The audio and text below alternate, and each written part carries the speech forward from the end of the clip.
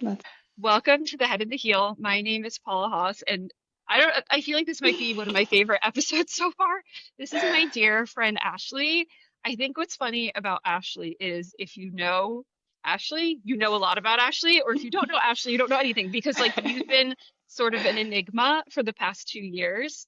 Um, and we will get into all of that, but you are one of my dearest friends, first of all. Like I have a lot of people on the show and some of them I don't know at all, and some of them I know quite a bit. And you have, especially over the past year, become one of my dearest, closest friends. Oh, thank And you. You I am too. so excited to be able to share this with you and give you an opportunity to share your testimony because it is, yes, it is crazy. And yes, it's very juicy and there's like so much to it, but I think my favorite thing about it is the fact that in the end it glorifies the Lord. And that is why I wanted you on here because with everything that has happened in your life, you have not turned to so many things you could have turned to. You turned to the Lord, and I admire you so much, and I have so much respect to you for you through that. So, Ashley McGuire, will you tell us a little bit about who you are? Uh, Thank you. It's funny. So first of all, and vice versa, I feel like through some of the darkest moments of my life, it's like there's Paula. Like there's you with like your inspo and like your can I just pray for you? And I think you were the first person to ever be like, can I just pray for you? And I remember that so vividly. So you hold such a special place in my heart too. I love you so much. Thank you. There's nowhere else where I feel like I would rather do this. I've kind of been a hermit for the past 2 years. I've been a little mute. I haven't really spoken. I haven't like shared my testimony or really shared my story anywhere. And I feel like this is the perfect place because as much as like what you said, as much as it's juicy and it's like whatever, it's drama filled, Mhm. it's important to me that none of that takes the glory over God. Right. It's what I went through, it's what I got through, and the fact that I can be on the other side of that, smiling and taking care of my kids and loving my life and living a life that I love, Yeah. despite all of that. So I Yeah. feel like this is a perfect place to really like emphasize on that. Yeah. So Yeah. you're a mom of four. You Mhm. are, well, you were an esthetician. You Mhm. probably my favorite esthetician ever, ever, That's the best compliment I've ever gotten. quite literally ever. Um, so before I knew you as like my friend Ashley, I knew you as Ashley from Snatch. Like I knew you as Plymouth's like number one makeup artist. Like everyone wanted the snatched wedding look. Like it was a look. It was a look, Yeah, and it was a everybody signature knew. look. Yeah, absolutely. And you are so incredibly talented. You're an Thank amazing you. esthetician. You are my favorite esthetician that I've ever had by far. Tell me a little bit about that world, like building up Snatch and what that was like and what your identity was like in that. So yeah, I mean my that was me. I was Ash at Snatched. It was my Instagram handle. It was how I sent text messages. It was my email signature. It was like, hey, it's Ash at Snatched, and that's kind of what I became known as. I think to some degree it was almost like a veneer polished version of myself, where as much as Mhm. it was, it wasn't like it was very my identity was wrapped up in it, and my identity was wrapped up in like running this business and creating this space that people love to come to.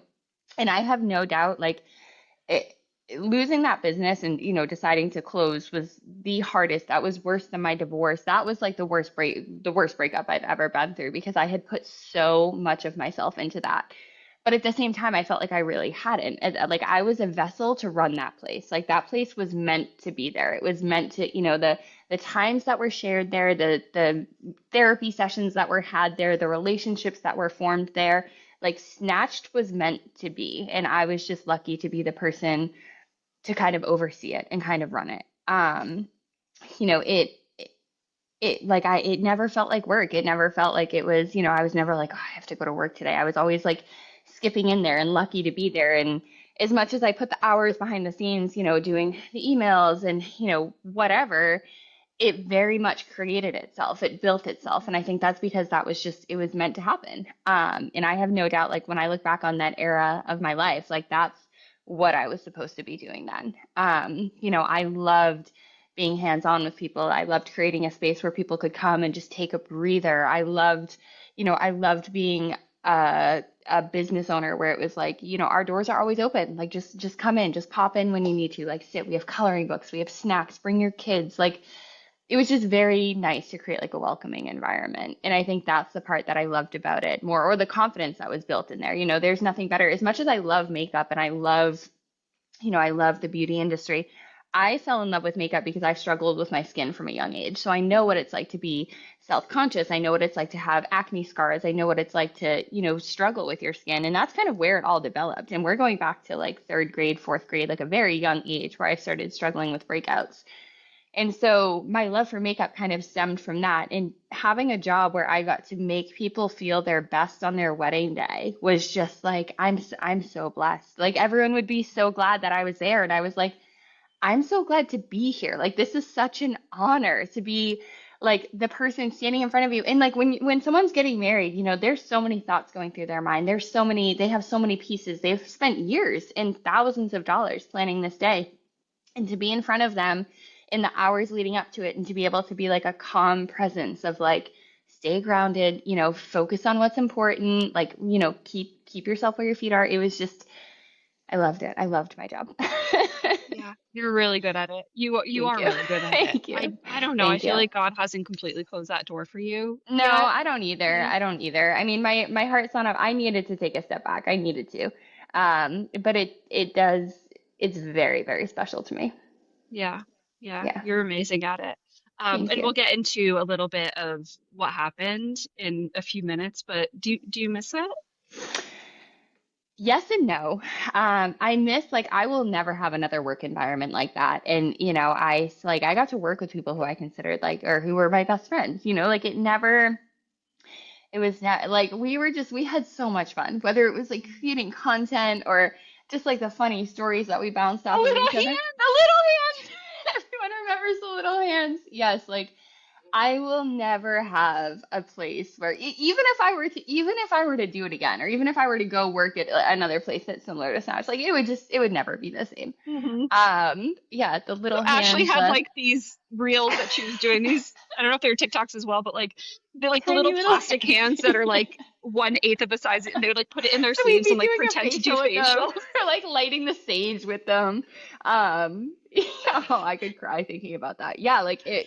I'll never have another job like that. So I do miss it. I do think for myself though, I needed to have a job in this period of my life. I needed to have a job where I go to work and I leave work. And I think part of the past couple years for me in terms of like my healing has been very much being still and silent. And part of that being still and silence is being off of social media for me. So Hmm. I do not have any social media. I'm not active on social media.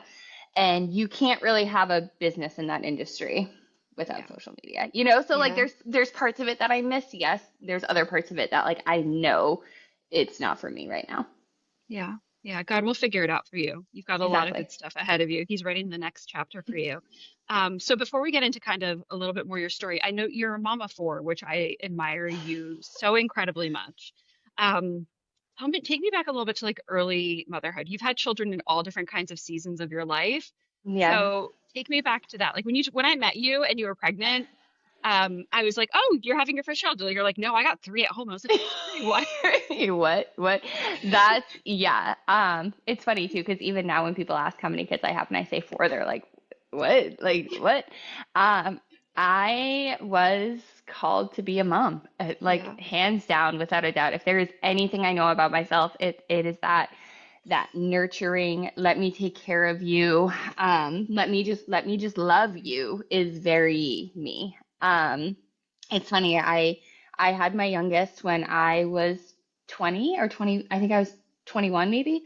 And her and I have like grown up together. Talk about like seasons of your life. Like that girl has been there through everything. And it's funny because we almost have a bond that's more like I forget sometimes that she is or that like I'm her mom. Not that I forget, but like she's like my bestie. Like, last night we went out for ice cream together last night and we got home at like 10 o'clock at night and we're laughing so hard in the driveway. I'm like, we're gonna wake the neighbors up. Like we have to. She's just like being with her is just It's such a joy. It's such a joy. In every stage that she has gone through, and it's like this with all my kids, when they're tiny little newborns, you're like, this is my favorite. Like just the little newborn noises and their little ticklish feet. And then they get to the next stage and you're like, no, this is my favorite. And then the next stage, you're like, wait, this is even better. And then you see them becoming this version of themselves that you're so proud of. But it's a different proud than like, wow, you rode your bike for the first time or like you're potty trained. It's like, I'm so proud of who you are. And that's my favorite. So like watching her right now is just, it's such a joy. And it's like that with all three of them, or all four of them. I should Hmm. say the three others. They're all at like different stages, and it's so fun to see it and to see them interact with each other and to know that they, even days when they're fighting like crazy and it's chaos and they're driving each other crazy, when they grow up, they're gonna have this bond with each other that just like they're gonna have each other through everything. They're gonna be so like so close, and that's like my mission. That's like my goal in life is like you four are gonna be obsessed with each other, and you're gonna have no choice because I'm gonna make it happen. That's awesome. What are their ages again? So my oldest is 13, then I Mhm. have my second is 7, then I have a little boy who just turned 4, and then I have a little girl who's going to be 3 next week.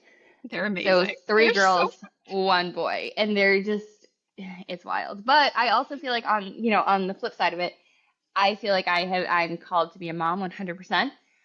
I feel like I've gotten really lucky. Like, pregnancy has always been easy for me. Labor and delivery has always been easy for me.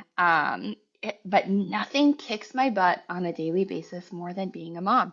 There's nothing that I doubt more and question more and pray about more and like second guess myself more than being a mom. It is like a daily, I'll do something, I'll handle something a certain way, and I'm like, it's constant, like, is that the best? Was I the best? You never feel good. I feel like I've never, Mhm. as much as I know I'm a good mom and like my kids are good and whatever, it is just you're always growing. You're always trying to improve. You're an amazing mom. You're so good. Like the Yeah. way I see you with all of Yeah. them. I was just laughing. We were at like a church event over the weekend, and like one kid is getting like hit in the face with a football, and you're just like, It's fine. it's I fine. tell everyone. So like when my oldest was first born, it was December, right? And I'm really young, first time mom. It's flu season. And I literally must have brought her to the hospital. I'm not even kidding, like 3 times in her first month of being live because I had never been around a newborn that they make those little like snoring, They do. snorting noises. Hmm. And it sounds like they're not breathing. So I brought her to the hospital to the point that the ER doctor finally the last time was like, ma'am, leave this baby at home. Like, do not come back with this baby. You're making it worse by being in the ER in the middle of cold and flu season. She is fine. She is breathing fine. She is perfectly healthy. Like, go home. And I would like just sit there and watch her sleep. And I'd be like, she took 4 seconds in between her breaths. Like, she needs oxygen. No. And so with my youngest now I'm a seasoned mom. I have number 4. During the middle of the snowstorm, she like fell and cut her nose, and we're like, oh yeah, she definitely like we need a few stitches. And like you're just you're so much more chill. You know what's gonna happen. You know what's serious and what's not. Like you're just. I feel like I can enjoy it more. I can appreciate it more. I can like because you're not so caught up in like, Hmm. are they okay? Is everything okay? You were amazing. Like I said, like one of them's like getting hit in the face with like a football, and you're like, they're gonna be fine. Give it like two They're fine. minutes. The other Yeah. one like didn't want the phone taken away from her, and you're just like, pink, and you just like grab them under your arms. You're like, I gotta go now. I'll see you later. And you just like, Bye. Bye. yeah. It's so funny, especially with my last two, like my last two being, I think I spoiled myself. Like my older ones, there's a good age gap between them. So Hmm. when I had my second, my oldest was already in kindergarten. She was potty Mm. trained. So you can kind of like focus more on like I don't know, the age gap made things a little bit easier, I think. It's kind of harder now because now they fight a little bit more, or like, Hmm. her younger sister annoys her more. But my last two they're 13 months apart. They're back to back. And like, two toddlers, like a 4-year-old and a 3-year-old, it's insane. I always say, like, someone is always crying. There is not a moment of any day where everyone across the board is happy. Like, there, there is always something going on. And It's crazy. Well, just it weigh doesn't out look that what's way to that me, serious. but yeah, exactly. So, for our listeners to kind of clarify a little bit. So the first two are from different dads, and then the reason I'm saying like this chronological is because Yes. it all comes into play. Yeah, So, so, yep, mhm. exactly. Go Yeah, ahead. so I Why had don't you my give the breakdown? It's not even worth. I got I mean, how much of a breakdown do you really want here? I always Yeah. this is so bad to say, but I always just say like, yeah, they all have my last two have the same dad. Hmm. They are both fathered by my ex-husband, where I was at a point in my life where I was like, I'm finally doing this right. Like, I'm married, I'm having babies the right way. This is like, it was something I was so proud of that I was Mhm. finally like married and pregnant. And obviously it just comes to show like the plan is going to be the plan. Things are going to Mhm. change regardless of how much you think you're doing it the right way. But yeah, so my older two are different dads than my younger Yeah. two. Yeah. I mean, no shame in that. I mean, we all have sinned and fall short of the Yeah. glory of God. But the reason I wanted to segue into that was just so the listeners who don't know you and don't know your story kind of understand like the sequence of events. You had the Hmm. first older two, and then before the younger two were born, you met Charles, which is I kind met of how Charles. we get into this story. So tell me a little bit about your ex-husband Charles, how you guys met, how you guys built a life together, kind of how that all started, and when did it start? So I met Charles, I think it would have been the end of 2020, like Hmm. fall of 2020. We met through a mutual friend. So he had come, which it's funny because I tell this story and I feel like there's so much that I found out was tr first of all, before I get into any of this, there's 2 points that I want to make very clear. One, this is going to sound crazy, but don't have any I have forgiven Charles. Hmm. Like, I do not want to sit here. This is not going to be a roast of Charles. This is not going to be like a let's bash Charles episode. Hmm. So when I say things like, I don't know what's true and what's not true, and whatever, I don't want to sound like I'm coming from a place of being the bitter ex wife. Hmm. I'm coming from a place of like, there's probably a lot of things that I'm never going to get full answers to, that I Hmm. kind of have to like put pieces together from my own understanding. That's number one. Number two is I also have to be very careful, or not, I have to be very careful, but like there is part of me that's aware that, like, when I talk about, meeting Charles and how great he was and we got married fast and I like loved him so much, like it's important to me that I'm respectful of my kids who he Hmm. put through, way more than kids deserve to go through, and also like the relationship that I'm in right now. Hmm. So I don't want to sit here as much as I don't want to like roast Charles. I also don't Hmm. want to like hype him up either. So I'm trying to Yeah. find this like sweet spot between the two. Yeah. Um, I think it's fair. And I think this is, you and I spoke about this um, somewhere in one of our many conversations, but I think that, I mean, the Bible says that unforgiveness can lead to just terrible sin, even within us, and such yeah, pain. And I yeah, think the fact that you have forgiven him for what we'll get into shows your spiritual and emotional maturity of we can talk about, yes, these things happen. This is how they affected me. This is kind of, I know one of the reasons that you came on here is to kind of clear up your side of the story a bit yeah, yeah. without either being like, poor me, this is all these Right, things that right. happened, or like, I don't know, somehow like glorifying the whole situation. I think you're absolutely right. But I think that your reaction, like those 2 points that you made, just to show how emotionally and spiritually mature you are through all Thank of you. it. And I've Thank you. never once, I mean, I'm not just saying this because you're here, like I would say this to anybody. I've never once heard you play the victim, ever, ever. No, it's not. It's No, not. mm-mm, No, no, it's no. not. I'm not. Yeah, I'm not built like that. I'm not built for the victim card.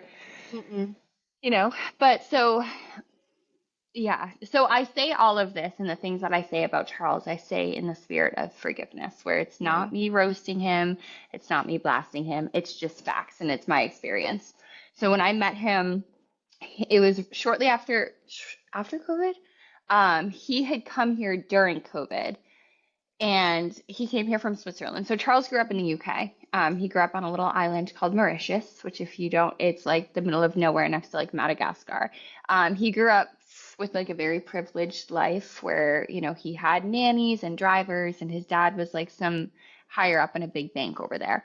So he had a life where he, kind of bopped around from place to place. He was in boarding school, and then his families took these, their family vacations weren't like Disney World. It was like we're going on a safari in Africa. So he had been living in Switzerland for a little bit, cooking at like a ski resort there. And I think it was like I don't know if he was coming here anyways or whatever. His family had a house on the Cape where they would come for summers. And so he came over here during COVID. And I think while he was here, maybe on vacation, or maybe he came here because of this, but Switzerland closed their borders, so he couldn't go back there. So he ended up stuck on the Cape. And he, after a little bit, decided he was going to be, super bored. So he went and he got a job working at a restaurant where one of my really good friends at the time actually worked as well. And so he became friendly with her. I had gone through like a breakup shortly before this. And it wasn't a bad breakup by any means. It's not like it's not like I had been, I was fine. I was just with somebody who I know wasn't for me. And my focus was really just on, at this point I had just kind of started putting pieces together for Snatched. I had my first little baby studio in downtown Plymouth. I had my two girls, and I just really wanted to put the attention or like the focus on myself. And so my friend kind of, would tell me a little bit about Charles. And so, you know, after a couple weeks of hearing about him, I feel like I knew a lot about him just from what she would tell me. They had gotten pretty close. He had become friends with her husband and stuff as well. And so one day, her and I were at the beach, and she invited him to like come hang with us. So it was like her daughter, my two girls, me and her, and we went and we had picked up Charles. I think that maybe him and I had started like going back and forth on Instagram a little bit first before that. So I knew like who he was. And he came and hung with us. And my God, I just fell head over heels for that boy. One thing led to another. He had all of these goals and all of these ambitions. He had been working as a chef, and he came here because he wanted to own his own restaurant. Oh, that's what brought him here. So he had come here because he was supposed to help open a restaurant in New York. And then there was no dining in New York because of COVID. So then he came down to the Cape and whatever. So he had all these ambitions of how he wanted to own his own restaurant. Our goals were very much aligned. Our personalities were very much aligned, where it was just, 150 miles per hour into whatever we were doing. And I also think that he liked the life that I had with my kids. I think that Charles's family was they were very business oriented. They were very, like matter of fact. There was not a lot of like love and emotion and not a lot of fun necessarily there. And so I think he saw this life that I was living with my kids, and like the family life really tugged at his heartstrings. And so Charles entered the picture like pretty quick. He came over a couple of times, and, we went on dates and whatever. And I feel like by that winter, maybe even by that late fall, it was like, he had come over for a sleepover and essentially just like never left. We were married and pregnant within a year. In that same year, he also bought a restaurant in Falmouth. Yeah. Um, so like he was successful, he was super charismatic. I mean, I've never met him, but from like what everything that I've Yeah. heard, Yeah. incredibly charismatic. He's just like a people's part, like he is just like the center of attention, just like a loud person. It's funny because I feel like he's not that funny. I don't remember him being funny, but he is just like he's not like Mhm. yeah, but he's just very like, and maybe it's the accent. Maybe I'm it's the sure that's accent, part of it. the Yeah. charming British accent. Yeah, because now Yeah. that I'm thinking back, I'm like, why is he the center of attention? But he's just very, I don't know. I Yeah. don't even charismatic. Larger I than guess life. that's the Yeah. best word. Larger than life. Yeah, Yeah. larger than life. Yeah. But it's funny Yeah. because when I first met him, he was very humble in a way. Hmm. He was very humble about his upbringings. It wasn't until I went to his family's house on the Cape for the first time that I was like, oh, like Yeah. this isn't just like a little Cape cottage. This is like an estate. Like your family has an estate here. When I met him, he was driving like a rundown old Corolla, and he had told me that, he was just saving every penny to put a down payment into this restaurant that he wanted to purchase, which I really respected. I feel like my starts with the studio were kind of the same thing, where I worked at another spa, and it was like every single paycheck, I just took my money from that spa and put it into what I was trying to build. So I appreciated, the grind. Yeah. And you said to me that you felt like it would last forever. Like, what did that forever look like for you? Like, Um, we were just, I think we both had the same mentality of like, we're gonna work really hard right now so that we don't have to later. hmm Um, we had plans of we're gonna have a house here, and I think he wanted the same thing for me and the kids that he had growing up, where it was like, we're gonna have a house here in Massachusetts that we'll come back to, but we're gonna have another house. Or, he had talked about wanting to bring us overseas for us to live over there, or at least have like a vacation spot over there. And it's funny because I guess I don't know what that forever looks like aside from just, we were going to have these businesses and then retire and just enjoy our time together. But yeah. there was nothing that was rooted in, I stopped drinking when I was 20, and I, went to AA, and that's kind of where my relationship with God really started. And so I always had a very, I guess I would describe it as more of like a spiritual, but like, I always said my prayers. I've always written my prayers for years. I've had prayer books where I'll just sit and I'll journal my prayers to God. And that was part of my routine, like even while I was married to Charles. It actually worked out good that he was in the restaurant industry because I feel like I kind of had my bedtime routine, which is like, has always been sacred to me, and he was, gone. So I was still somewhat rooted in my faith, I guess a little Hmm. bit. Um, I don't think I ever had a conversation with him about God though. So like Oh, what that interesting. forever, yeah, yeah. So like what that forever would have looked like, I don't know if I can even now the questions that go through my head of like what would I ask him about what that forever looks like are so different than questions that I actually asked him at the time. Yeah. Um, so like to the world and to people who know your story, it seems like everything kind of changed overnight. But Yes. we'll get into what that change was in a moment. But before that, were there signs as to what was happening? This is something, I mean, I go back and forth about this all the time, all the Mhm. time. On this, like my instant response is no. And like people, the other question is like, were there red flags? No, like I never thought that what happened would ever happen, or else I wouldn't have put myself in that situation in the first place. Mhm. Were there things that looking back now, I'm like like this kind of makes sense. His family dynamics, the fact that he was here, his parents were, even the fact that he grew up going to boarding school, and his family was in another country. That right there stands out to me as like their family ties, how important family is to them Mm.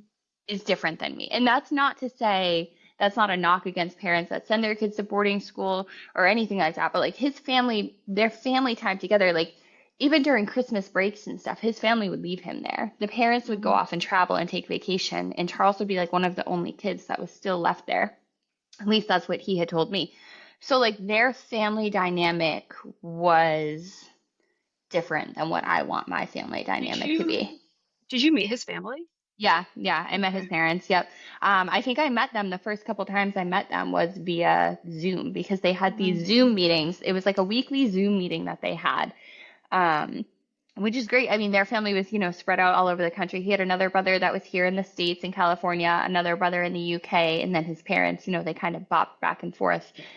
And so they would have these family Zoom meetings, but it almost felt more like there was like an itinerary to it than it was like a, hey, how are you? Let's catch up. So I guess what I'm getting at here is that the fact that these people, have grandchildren that they've never reached out about, that they've never, Right. they've never seen, they've never gotten a picture of, there's not even an effort on their part, it makes sense. So that's something that I guess is that a red flag? Like, no, not necessarily every family is different, but doesn't make, it makes things make more sense.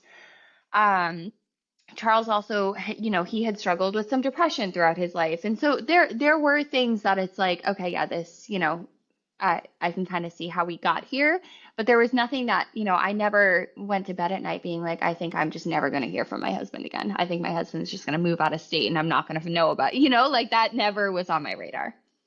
Yeah, so tell us like what happened. Like what is the So big thing that happened? So that's the thing is like there really wasn't a big thing. So I think the first thing for me to clarify is when I made that Facebook post, which why I made that Facebook post, I feel like makes more sense once you hear the whole story. When I Okay. made that Facebook post, I think I don't have it in front of me and I actually haven't looked at it in 2 years. So Oh, I well, can't quote it yeah. word for word. Tell us what it was. It was Like kind something of. along the lines of, this is my husband. Someone out there is worried, like either works with him, knows where he is, has been in touch with him. Like I said something along the lines of like he left for work one day and never came back when I was pregnant with my second. Like I'm looking to divorce him. I cannot divorce him without an address. And so there's so many pieces to this that it's like okay, like there's so many pieces that I could touch on with this. I was throwing out a quick summary. In my Hmm. experience and in my kids' experience and what my family lived through, Charles left for work one day and he never came back to the house. He never came back to being a husband. He never came back to being a father. He never came back to get his clothes that were in the closet that I had to pack up. He never came back to, when I wrote that, you know, I guess at that point I had already moved out of our house, but up until a couple weeks before that, when he came home at night, he would empty out his pockets. So it would be Hmm. like, random change and like an X or a Sharpie marker and whatever. all of that was still on my bedside table, as if, so it's not like we had this sit down conversation of like, I'm going to leave the house, I'm going to leave the home, we are going to get divorced. There was nothing like that. Um, Red flags started popping up. So I had my son in June of 2022. Mhm. So that December/January. So we're going like 2022 into 2023 is when things kind of started to shift. At that point, I was already pregnant with my daughter, who I would later go to have in July of 2023. So the first like red flag, the first thing, and like what, the question is like, was all of this going on the whole time? Or, when did all of this start? And I'll never know. Like and it's probably for the best that I don't know the full truth of all of it. Um, but things started happening in like early January. I think there was one day I went to move Charles's car and I found a bag of Coke in his car, and a dollar that was rolled up with like residue on it. And that was kind of like the beginning of the end. From there, we had had another fight. So obviously we had an argument about that. I was like, how long has this been going on for? How frequently is this? Like, do we need to check you in somewhere? Is this just like part of the restaurant life? Do we need to close the restaurant? Like, there were so many questions. And I just remember his answers being very bizarre and very, there wasn't an ounce of like, I'm so sorry and I don't want to ruin my family. And he was like, I never got to experience this as a kid, so I'm having fun now. Oh, I remember him specifically saying something about like I just want to let my hair down and enjoy life, and I'm like, I'm pregnant. Like we have what? This is not the time for this. Like we're grown-ups now. We're not doing this. mhm. So things started to whatever. That was another thing where I'm like, how long has this been going on for? When did this happen? Or when did this start? How bad is this? It was within like a couple of weeks after that that there was a night that he came home late from work. So obviously we already have this one huge tear in our relationship and our marriage. Then there's a night where he comes home late from work, and when he came home, sometimes I would go downstairs. I would like hear him come in, and I would go downstairs because a lot of the time we were like shifts in the night. I worked during the day, he worked late at night. Sometimes we'd both be up at the same time in the morning, before I brought kids to school and whatever. Sometimes I wouldn't. And so a lot of the time when he got home at night, I would like go down and catch up with him a little bit. And so one night he came home, I went down on the couch and I sat with him, and he was really upset. And I'm like, what's happening? And he had this story about how, he went to the bar to get a drink with his coworkers after work, and there was a girl there who had previously worked for him, and she called him creepy. And the whole thing was just, I'm like sitting there and I'm like, this just isn't like, why are you so upset about this? And he's like Mhm. crying. He's like, because you don't deserve to be with somebody who's going to be labeled as that. And, I never tried to make her feel uncomfortable. And I remember just being like, I think we're exhausted. We're burnt out. Emotionally, we're burnt out. You've had a couple of drinks tonight. This is not the time to have this conversation. Like, I understand you're upset. Don't worry about me. I can handle someone calling you creepy. Let's just come back to this in the morning. And so I ended up falling asleep on the couch downstairs with him. And the next morning, I woke up to his phone dinging, and it was a girl's name on the screen, and she said something about, like I had such a good night with you last night. I fell asleep dreaming about you. Oh, And that's when I like connected the dots. I was like, you weren't crying because you feel bad that someone called you creepy. You were crying because you were out cheating on me last night while you have a pregnant wife at home. And so that was kind of the beginning of the end. I think that from that point on, I think that right then I asked him to leave. I was like, please just like at, my pregnancy became the focus over everything. I knew that any stress that I felt, anything going on with my body, like this little baby was gonna like pick up on. And so I was like, we're just gonna leave this for right now. Like I need to cool off. Obviously, as I'm saying this now, I'm saying it like I was like calm, cool, and collected. And no, I remember sitting on the bathroom floor, like I like closed the door behind me and was like bawling my eyes out. I was like, is this a one night thing? How long has this been going on for? Who is she? Do you regret it? Like, I was an emotional wreck. I remember like calling someone who I worked with at the time and just being like, I don't even know if I can come to work today. Like, I'm so sick.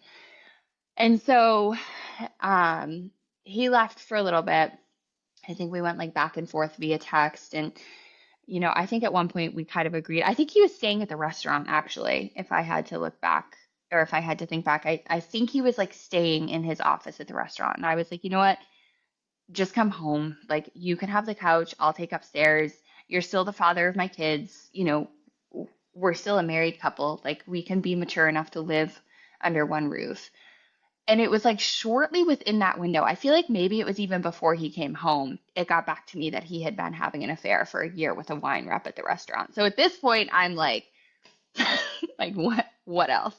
Um, and so I think he like came back home. I was like, you're not having any like she's done. If you're staying here, you're not having any contact with her. Long story short, he's back at the house and I'm in the kitchen one night. He's on the couch and he's scrolling through Tinder.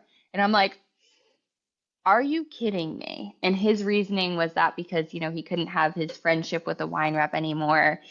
He was just trying to make friends. The whole thing was so bizarre. It was so bizarre. That's how And we so all make again, friends, obviously. right. I'm like, you like join a book club. What? Right? What? Like, no, no. And so I think at that point I had asked him to leave again. I was like, we're not doing this.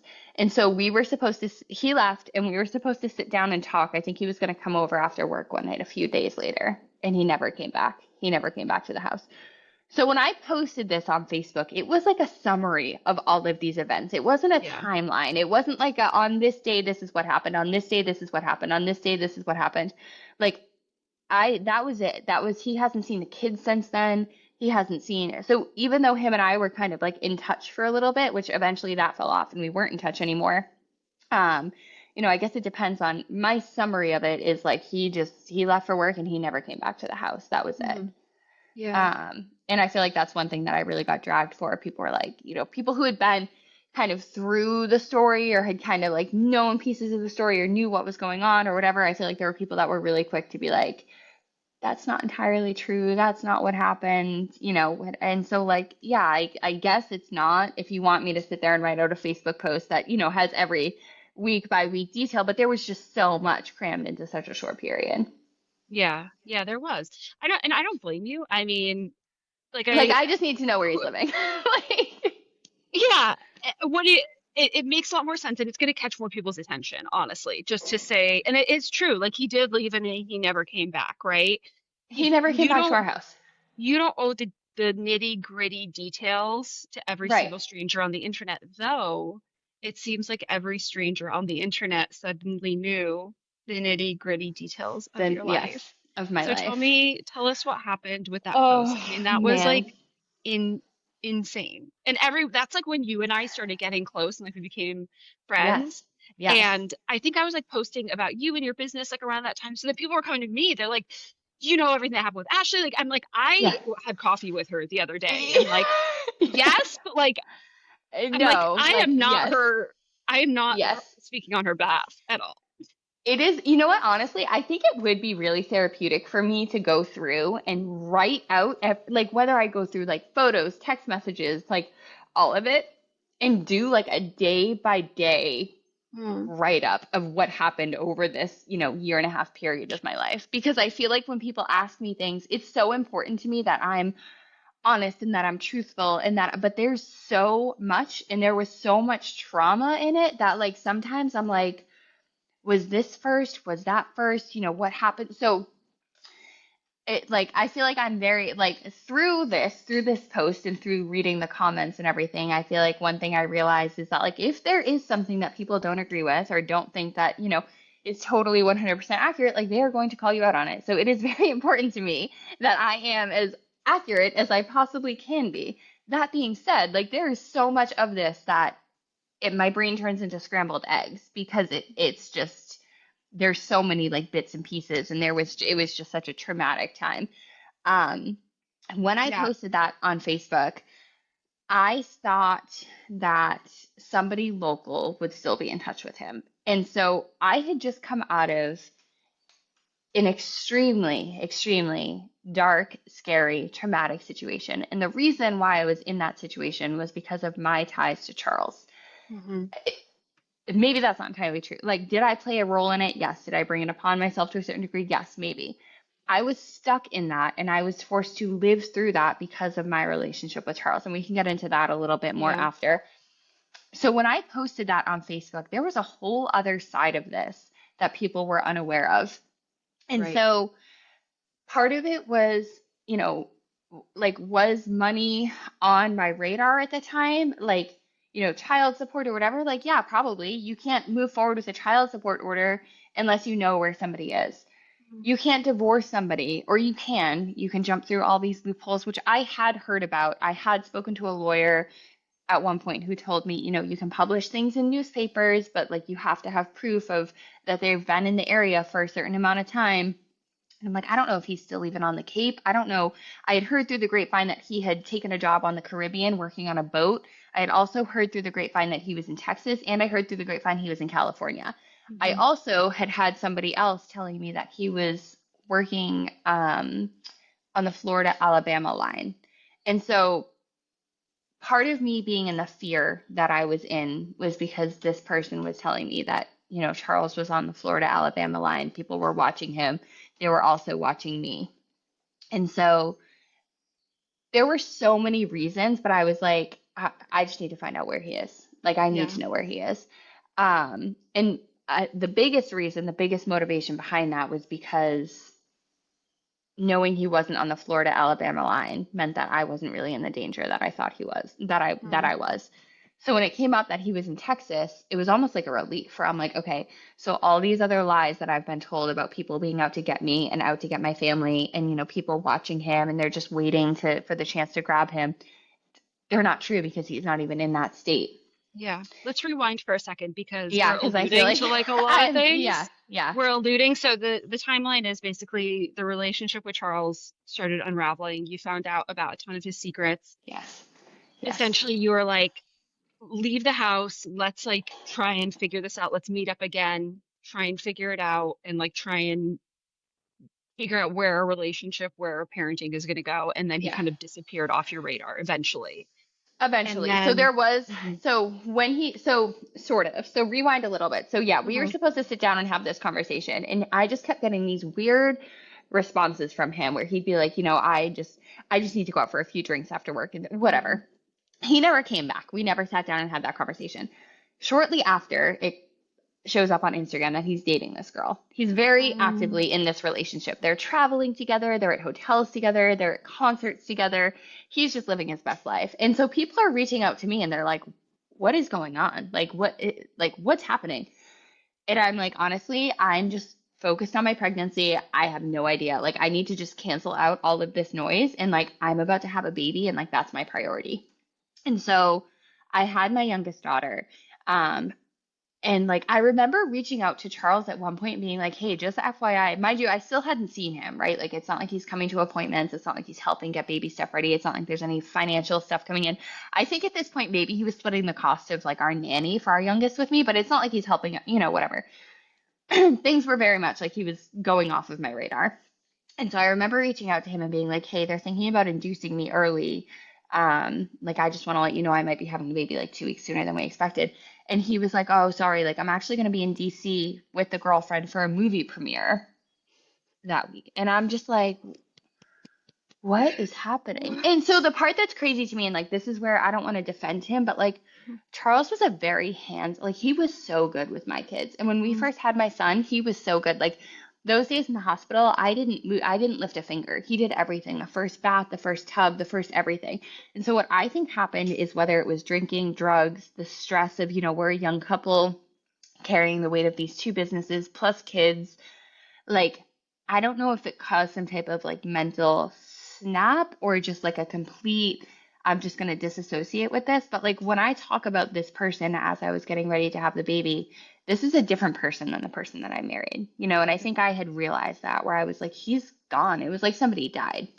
yeah, And so I had my youngest daughter. I literally drove myself to the hospital. I had the baby. I drove myself home 2 days later. And that experience, I feel like that deserves a podcast in right, itself mhm, because it was an amazing experience. And like I wouldn't trade a thing about it. God was there with us when I had that little girl. And so shortly after that, I was like, okay, I had this baby. Now I can look at what's actually going on with her. Like, now I can start really reading these messages. Now I can start really being like, what is happening? So I start like actually paying attention and talking to people who are still working for him and who are still in touch with him. And they're like, this is like this, he's spiraling. He is manic. He's showing up places. He's not showing up places. He's now like dating this new girl. He's bringing her to the restaurant. It was just bizarre. So I ended up reaching out to his family and I was like, here's what's going on. Like, I don't know how in the loop you are here, but I gave them a rundown. And his family got back to me and they were like, Charles told us that things weren't good between you two. He actually told us that we would probably get a message like this from you and that it's just coming from a place of bitterness and that like he's doing great. And so I went back to them again and I said, that's fine. Here's 5 phone numbers of people who have no relationship with me, who are either suppliers for the restaurant or people who work for the restaurant. Like, reach out to all of them. And they did. And all of those people said the same thing. Like, he is Right. manic. He's not sleeping. He is like, this is bad. And so his family flew over from the UK to help get him into a treatment center. Because, as much as I was like willing to help and whatever, I still was holding down a fort with 4 kids at this time. And so this actually would have been the last time I saw him is they got him into the treatment center and they needed, once they got him into the treatment center, we had access to the restaurant and we went through everything. His safe, his computer, his phones, the iPads, we talked to people. And where I'm going with all of this is during that time, we realized that throughout all of this, Charles was planning on opening a second restaurant. He was posting about it very publicly on social media. It had a website. He had talked to these owners who currently owned it, who he was planning on buying it from. He had started the legal process of buying it, and he had investors who he took money from to invest into the second restaurant. When everything started to fall apart, these investors realized that they had just put a ton of money into Charles's pocket for him to blow on drugs and alcohol and whatever else. And so, as his family and I are going through these things, there's messages that are very much like these people want their money back. Like, they're very upset. Um, and so it was kind of on my radar. Also, during this time, I got a couple of sporadic messages from Charles, and he would be like, people can't know about you and the kids. People can't know about our daughter. I stole money from the wrong people. I'm in danger. People are out to get me. The mafia is going to kill me. If I end up dead, here's why.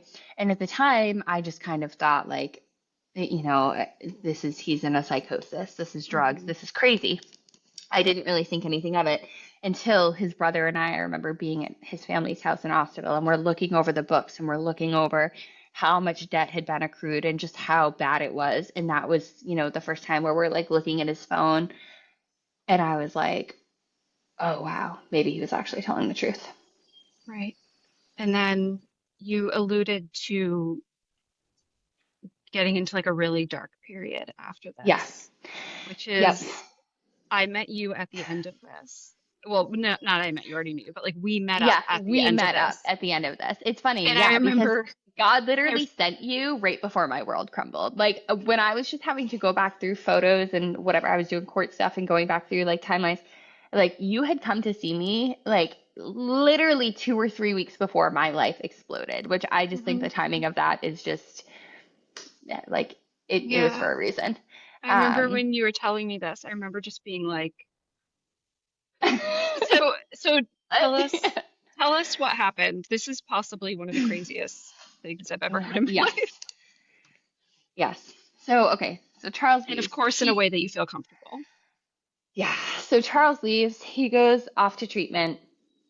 When he's in treatment, they say the same thing. They're like, he's in a cocaine psychosis. He's talking about people are out to kill him.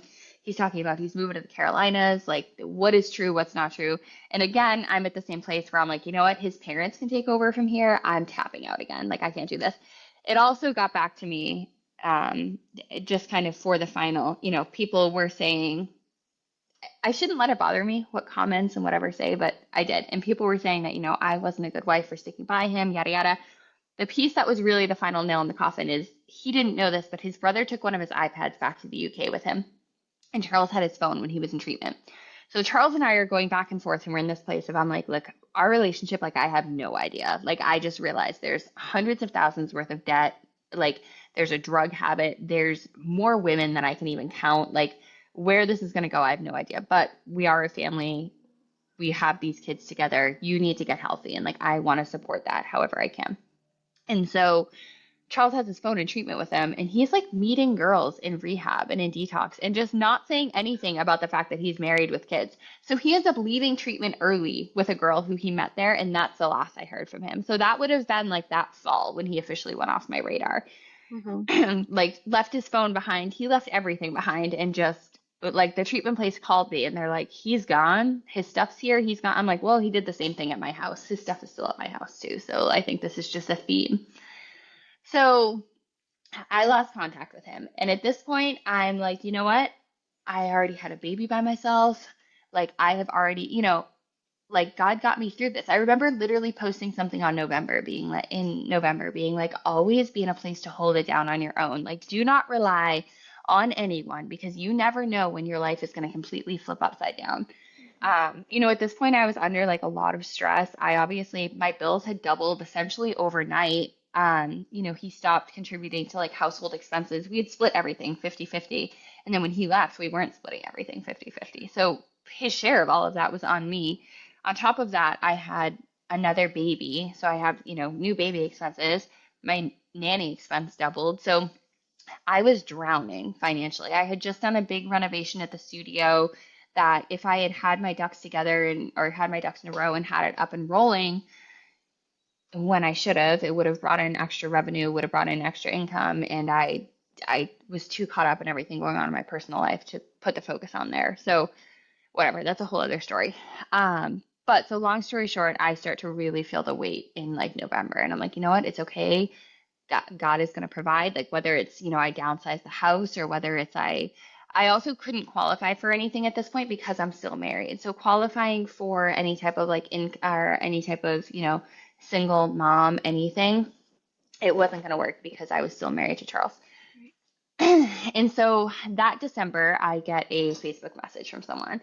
And it's a girl who I went to college with, or like the name of a girl who I went to college with. And she's like, hey, I had just done a photo shoot at the studio maybe a week before this with a friend of mine who was a photographer. And this photo shoot was supposed to be my like comeback photo shoot. Like I had just gone through all of this. My husband very publicly just ran his business to the ground. My husband very publicly was just dating all of these other girls as I'm having a baby. And this was supposed to be my like comeback shoot of like, I went through all this darkness and whatever. And so it was like, it wasn't a professional photo shoot. Like I was in lingerie, I had like thigh-high boots on. It was fun though. It was tastefully done, I think. But what that opened the door to, I go back and forth about all the time. Hmm. So I did that and I have this girl reach out to me and she's like, hey, we're doing a calendar. Have you ever done any like paid modeling? It's like her first thing. And I'm like, no. Like, I have some friends that are photographers and I'm a makeup artist, so it works out good, but we just kind of mess around. And she's like, we're doing like a calendar, a paid calendar photo shoot, and all the money goes to like veteran suicide awareness, but like all the models are paid for it. Would you be interested in it? And so I go back and forth with her. She tells me that it's like outside at the seaport. She tells me these other girls that are going to be there, and I can like look and see that they're like, they're real people. I'm like, yeah, like it's, as long as it's not like it's not a message that's like, come to my house for Hmm. for a photo Yeah. shoot. It seemed legit. And so she's like, reach out to, like, here's the phone number, reach out to this guy, Matt. He is in charge of running it and he'll go over all the details with you. And so I did. And that was like the beginning of the end of me. Yeah. So so you reached out to him and what happened? So I reach out to Matt and I'm like, hey, like I'm interested in doing this photo shoot. And it's funny because like I feel like this is the first time where I truly felt this is the beginning of the first time where I truly felt like I was like angry with God. Through my divorce, it was like I got through all of this stuff with Charles because I knew that like God is sovereign. He is above all else. Like who even cares that your husband is leaving because it's going to be taken care of, in some other way.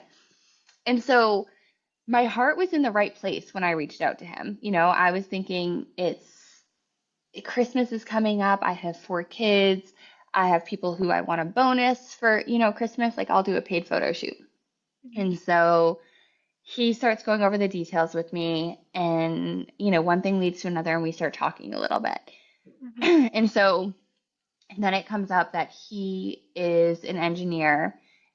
It's so funny because I don't even know where the lies start. Like as I tell this story, it's like all of it is lies from the beginning, and they weren't as back to back to back as it sounds when I tell the story. They were spaced out at least like a day or two, I guess, in between all of them, where it's not like he just sent me a list of like all of these crazy facts about him. Right. Mhm. But basically, he was in the army, and while he was overseas, he from the machine gun, residue fire. What's the Mhm. word? Yeah. Inhaling everything from the machine guns, he developed this lung cancer where his time to live was like he was limited to like 6 months. And so this makes sense. It's a calendar shoot for veteran suicide awareness. When he came back from being overseas, he used the GI Bill to go back to school to become an engineer. And he owned this company called Lakeshore Engineering. Now, if you Google him, if you do a quick Google search, there's nothing that comes up about his history as far as anything in the court. The only thing that comes up is that he owned a house in Sandwich. He had all of these building plans of remodeling this house and turning it essentially into like a castle on the water, and that his neighbors were protesting all of these building plans because it was going to block their water view. Mm. So there's enough that kind of tells you like, okay, this checks out. Like you're a real person. Like you own this Mhm. company in Sandwich, whatever. Um, and so, it came up that I owned the business, that I owned the studio. Um, I forget how it even, whatever. He starts telling me that one of the things that he wants to do with his time left is that he wants to use his money wisely. Basically, he's like a millionaire and he has all this money to blow. And that one thing that's really important to him is like supporting small businesses. So that he starts telling me about all of these businesses that he had funded or helped invest in. And I had taken out a high interest loan to do some renovations in the studio. So him and I started talking, and he's like, well, I'll pay off that loan for you, and you can just pay me back at a lower interest rate. And I'm like, this is good karma. Like, I Mm. survived everything with my husband, and this is where God will take care of me some way, somehow. All these nights that I stayed up crunching numbers and wondering, like, oh my God, am I going to make it? Do I close? Do I downsize? What do I do? Like, God is going to oversee all of it, and here we are. Boy, was I wrong. Yeah. Yeah. So he comes to the studio the first time. The first time I ever met him was at the studio. And when he came there, it actually was help. The walls there were a little bit funny. I never liked, there was curtains in there that I was never really super fond of. And so the first time he came there, it was like to take measurements and to look at things because he had told me about these things that he can like engineer to like make it better in there. Um, and he just wanted to pop around the place. And I'm thinking like, okay, yeah, of course, if you're gonna invest in something, of course you're gonna whatever. And just to like be even more clear, like he's sending me like like websites of places that he's invested in, and like this is the owner so and so, reach out to them. And I never did, but like he sent me like references of like here's Yeah. people who I've done business with before. And so he comes to the studio and looks at it. Um, yeah, and that was the first time that I met him. What was your impression of him the first time that you met him? I felt bad for him. You have to keep in mind, he tells me he's this guy dying of cancer. He has no hair. He's bald. He's like a bigger guy. Mm-hmm. So he didn't look sick or sickly. I hadn't seen a picture of him or anything prior to meeting him. Um, he is, what was funny is like his energy is very dark. Like I Yeah. felt dark being around him, but that wasn't enough of a red flag, I guess, for me to be like, I thought I was just being judgmental. Okay. Yeah, I'm like he's a wounded veteran. Like of course his energy is going to be dark. He's been through all of this stuff. And so yeah, I mean my first impression like he wasn't I think I just felt bad for him. He's looking at 6 months left to live. He had all these regrets about how he had never had kids, he had never gotten married, he had never settled down, work had been everything. Um Yeah. yeah. When did, so he was like promising you this investment, all this money, he was going to help you. You had just Yeah. gone through this absolutely terrible season. and you're Yeah. like, okay, like God is providing for me a In a way like weird way. to help someone and they're going to help me as well. Hmm. At what point like did you feel like something was maybe wrong? So he kind of goes through, he's like, and like, obviously, I didn't expect for it to be something that can happen like overnight. Like, I didn't expect him to just, show up with like a check or whatever. He told me that, all of his, like, he had holdings and he had to move things around and whatever. And I don't know, it made sense. So I think I met him, like, it was literally right before Christmas. Like, we're talking, like, I think December 20th, maybe I met him. Um, and we were like friendly. I guess you could even say we were like talking. I wasn't like attracted to him necessarily, but like I definitely, I mean, we were texting back and forth all day. Mhm. Um, and so he had asked me if he could leave. He had these golf carts that he wanted to put in storage. And he is like, my house is being remodeled, which again, this makes sense because I just read this whole article about these renovations that you're doing on your house. He's like, I have these golf carts. I have nowhere to put them. Can I leave them in your house? And I'm like, yeah, sure. So that was the first time that he ever came to my house, or the first time he had asked to come over before. And I said that I had a strict no boys allowed. Like, this is my home. This is where my children are. I'll meet you for dinner or whatever, but like, you're not coming here. And looking back now, I can see that the golf carts were kind of his like way to Mm. weasel in. But it was like daytime, everyone was away. I didn't think anything of him just showing up with his truck and dropping off golf carts.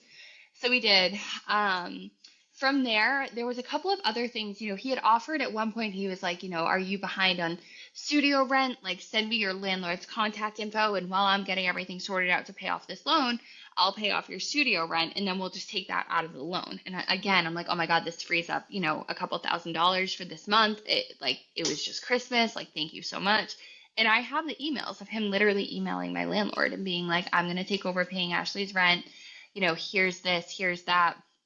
I think he even emailed my landlord and was like, I want to pay it for 3 months in advance, and told me, like, don't worry about it. And I'm like, why? Like, I don't deserve this. Like, this is, oh my God, this is such a relief. And of course, I wasn't expecting it to just be for free. Like, we had it worked out that I would pay him back, but it at least gave me time to kind of get the renovations up and running and whatever, a little bit of breathing room. And so I think it was like around the time that he emailed my landlord and said, that he was going to do 3 months in rent. I remember sitting at my kitchen counter with him because after he came and dropped off his golf carts, I think it was like 2 or 3 nights in a row, he kind of just like showed up and we like sat in the kitchen and talked and whatever. And so I remember sitting in my kitchen talking to him, and I'm like, why are you being so nice to me? Like, why, why? And he's like, I feel bad for you because even though my time is limited, I'm dying of this terminal cancer. He's like, your time is limited and you don't even know that. And I was like, at first I'm like, what, is this some, like, yeah, of course, like, you never know what day is going to be your last, I'm like, where is he going with this? And I was like, the way he said it, it just caught, I was like, what? Like, what do you mean? And Yeah. he's like, I need to be honest with you. I need to tell you the truth. And I'm like, okay. And that's when my heart's, I knew, I'm like, like, you just got yourself in a bad situation. This guy is Mm. in your house. This is, his tone changed. The look on his face changed. Everything changed. And I'm like, I'm in trouble. And so Right. he takes my phone and he takes his phone and he goes and he puts them in the bathroom around the corner from the kitchen, and he turns the fan on in the bathroom so nothing can be recorded. There's nothing, whatever. He pats me down first to make sure I don't have a wire on. He asks if there's any cameras in the house. And I'm like, no, just the baby monitor upstairs. And he has me like sit down next to him and he tells me, you know, I was hired to kill you. Your husband stole money from a lot of really bad people and they want you dead as revenge for the money that he stole.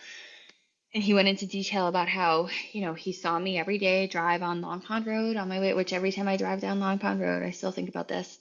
He saw me driving to Long Pond Road.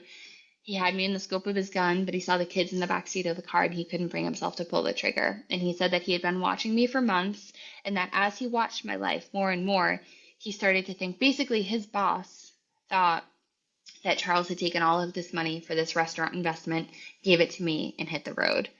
As my hitman is watching me more and more, he's realizing that I'm working an insane amount of hours, that I'm not living this glamorous life. And he said that rather than killing me, he decided to insert himself into my life to kind of get a full read on everything going on.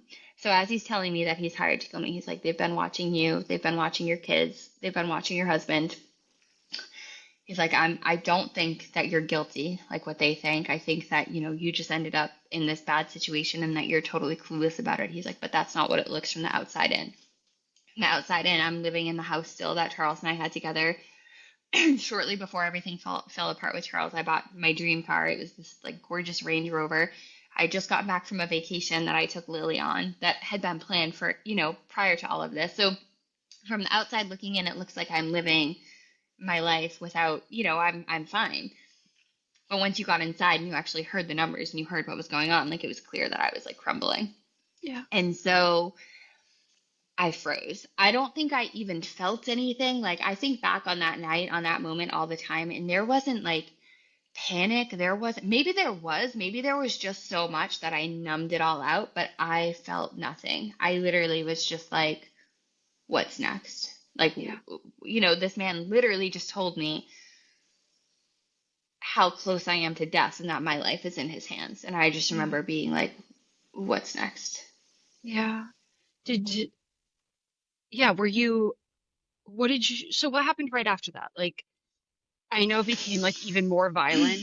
It became even more Yeah. scary. Tell us like what, and I want to clarify something. Did the Facebook post happen before this or after this? The Facebook post was after all of After. this. Okay, yes. So After that's all of one this. of the things I want to clarify because you kind of did the Facebook post because you wanted closure from everything we're going to get into. After, yes. So, okay, so the Facebook post habit hasn't even happened yet. Hasn't even So, happened yet. I have so no contact with Charles and his right. family. So the reason I want to clarify that is because like essentially the whole Charles thing, like it wasn't publicly known. It was more like within your Small circle of town known, people. yeah, Yeah, people who, but it wasn't like a worldwide fiasco at that point at all right. whatsoever. So, Exactly. but the things that this guy is telling me, the names that he's saying, the numbers that he's saying, I'm thinking back to that day that I was, at Charles's family's house on the Cape, and it's all matching up. It's the Mm, same names, it's the same numbers, it's the same timeline. I'm thinking back to those messages that Charles left me being like, people are out to get me. They hmm. can't know about you and the kids. And I'm like, oh my, it's true.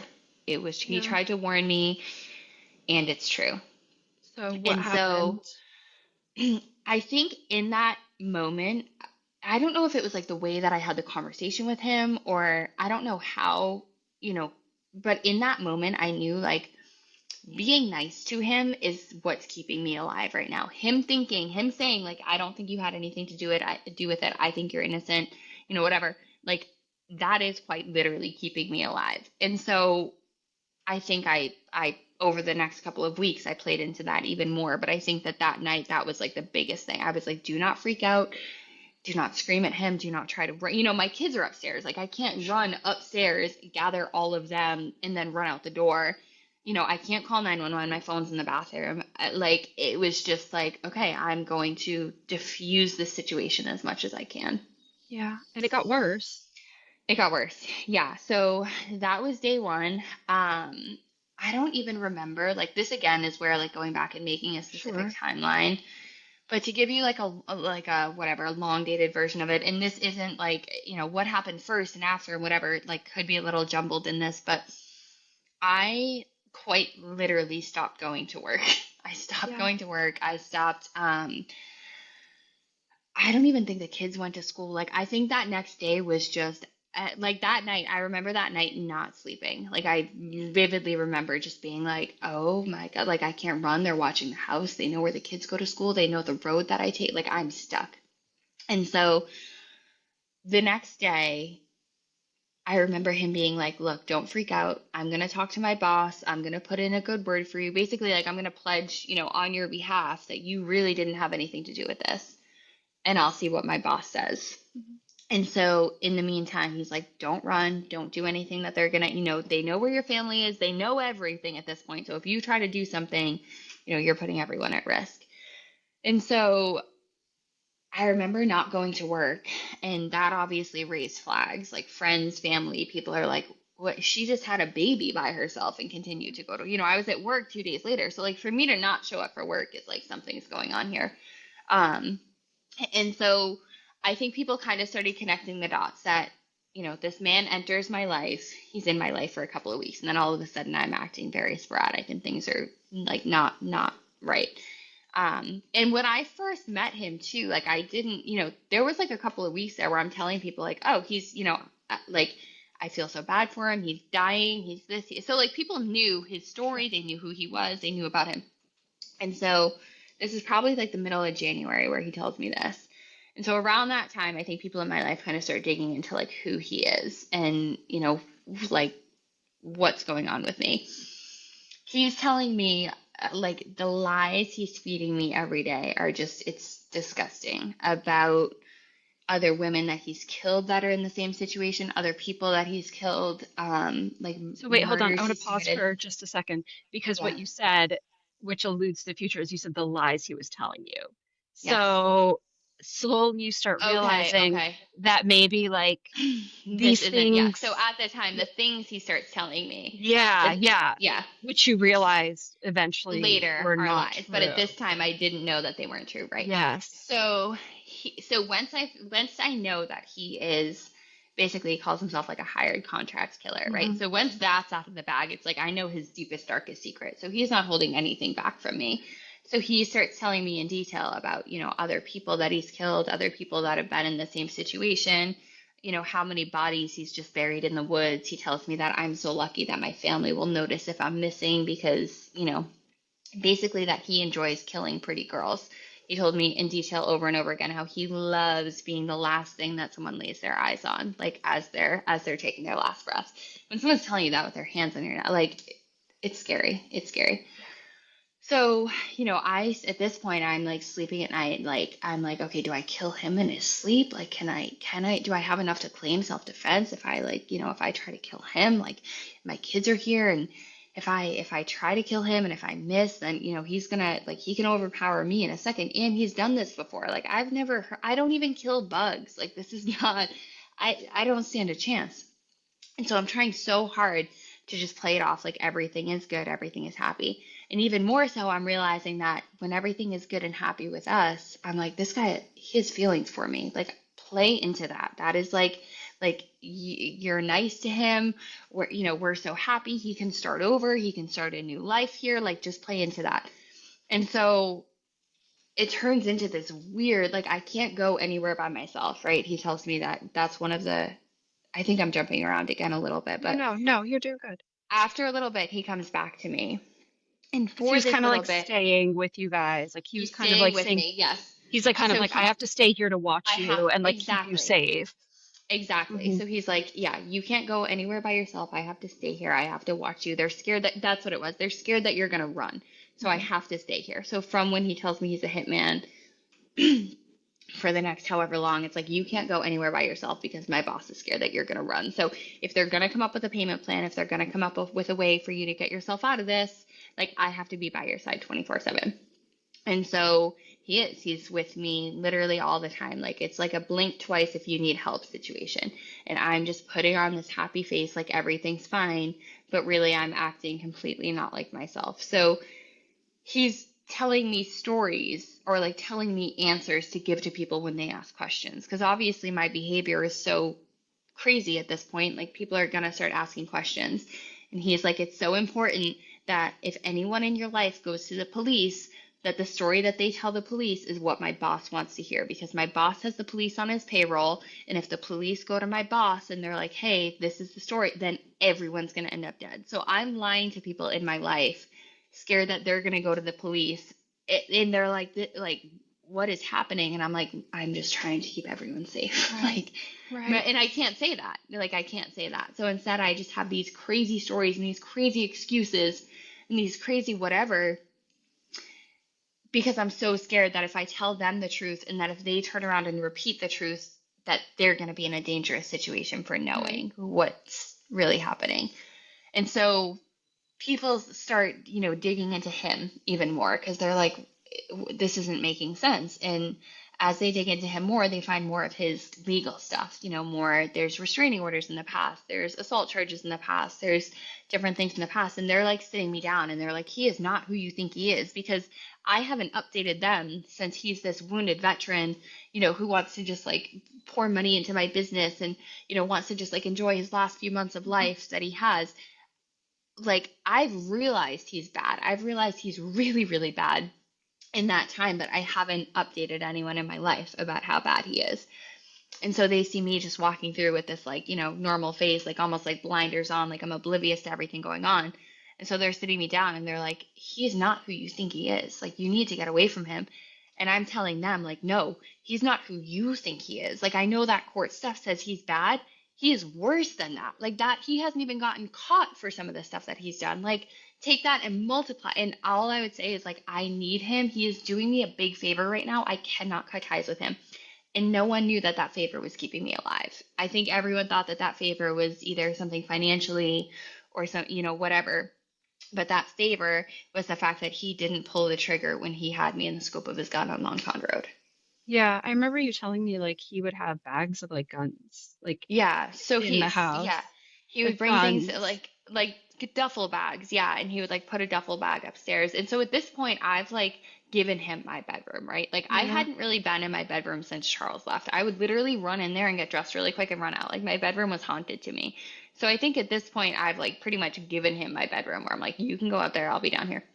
And so he would drop like a bag and he'd be like, don't touch this. Like, you don't want your fingerprints on this. It's filled with guns, it's filled with weapons. If I get in a, if I get whatever in a situation, like, your name's gonna be dragged into it. So I never looked to see what they were. But yeah, he was always talking about, his gun that's in his truck or his gun that's in his waistband and, whatever. It's crazy. So like again, I know you're like a stickler for exactly the truth, but like and so I don't want like but quite literally, you were stalked by him.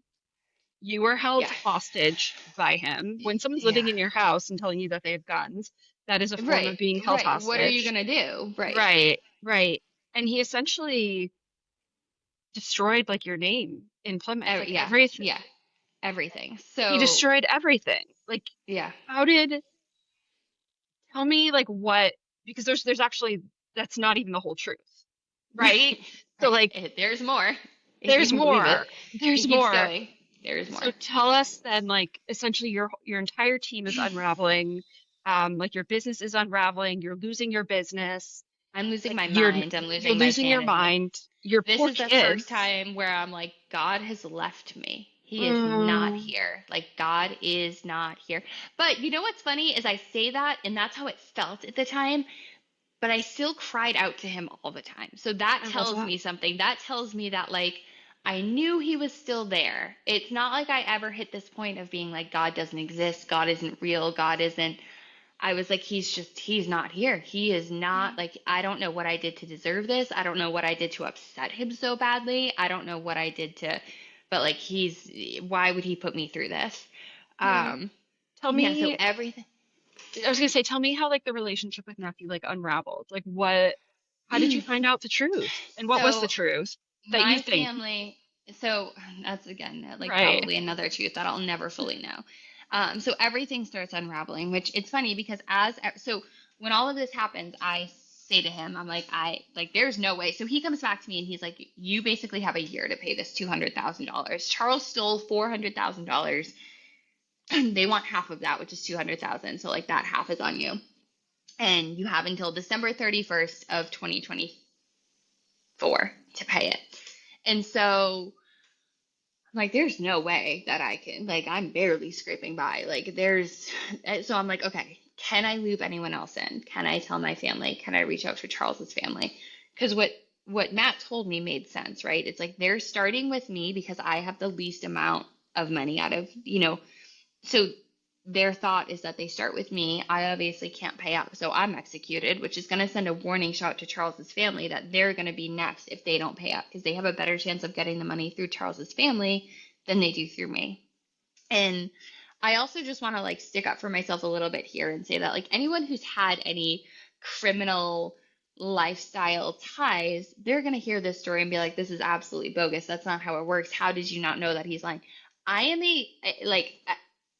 I've never committed a crime. I am like a very sheltered girl from the suburbs. Like, I don't know how the mafia works. I don't know how the mob works. I don't know how any of this works. So I don't know, this actually. makes, This all sounds very reasonable to me. Like, I know that sounds right? crazy to say. And you know, my testimony, like, I did run with like gang members for a while. Right, Like, right. I don't know. Like, It's believable. It's it believable. is. Mhm. It's also, and I said this during everything going on, to call him out, to say, like, no, you are making this up, or no, this is not true, or no, they're not going to hurt me, is a huge chance to take if you don't have 100% Absolutely. proof, because it is believable enough. There is Mhm. enough that makes sense that, like, this could be accurate. And Yeah. so I reach out to my family and I'm like, remember all those voicemails Charles left me? Like, remember, whatever. He wasn't lying. Like, this is true. And so my family comes over and we like sit down and we talk. And Matt has the same conversation with them. He literally is explaining it to my family as if, the same way he explained it to me. Like, it is just, we're talking over dinner, like it's no big deal, just matter of fact.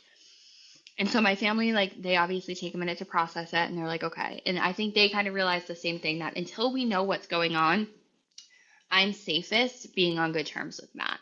Mhm. I also reached out to Charles's family at this time and I was like, there's threats being made against me.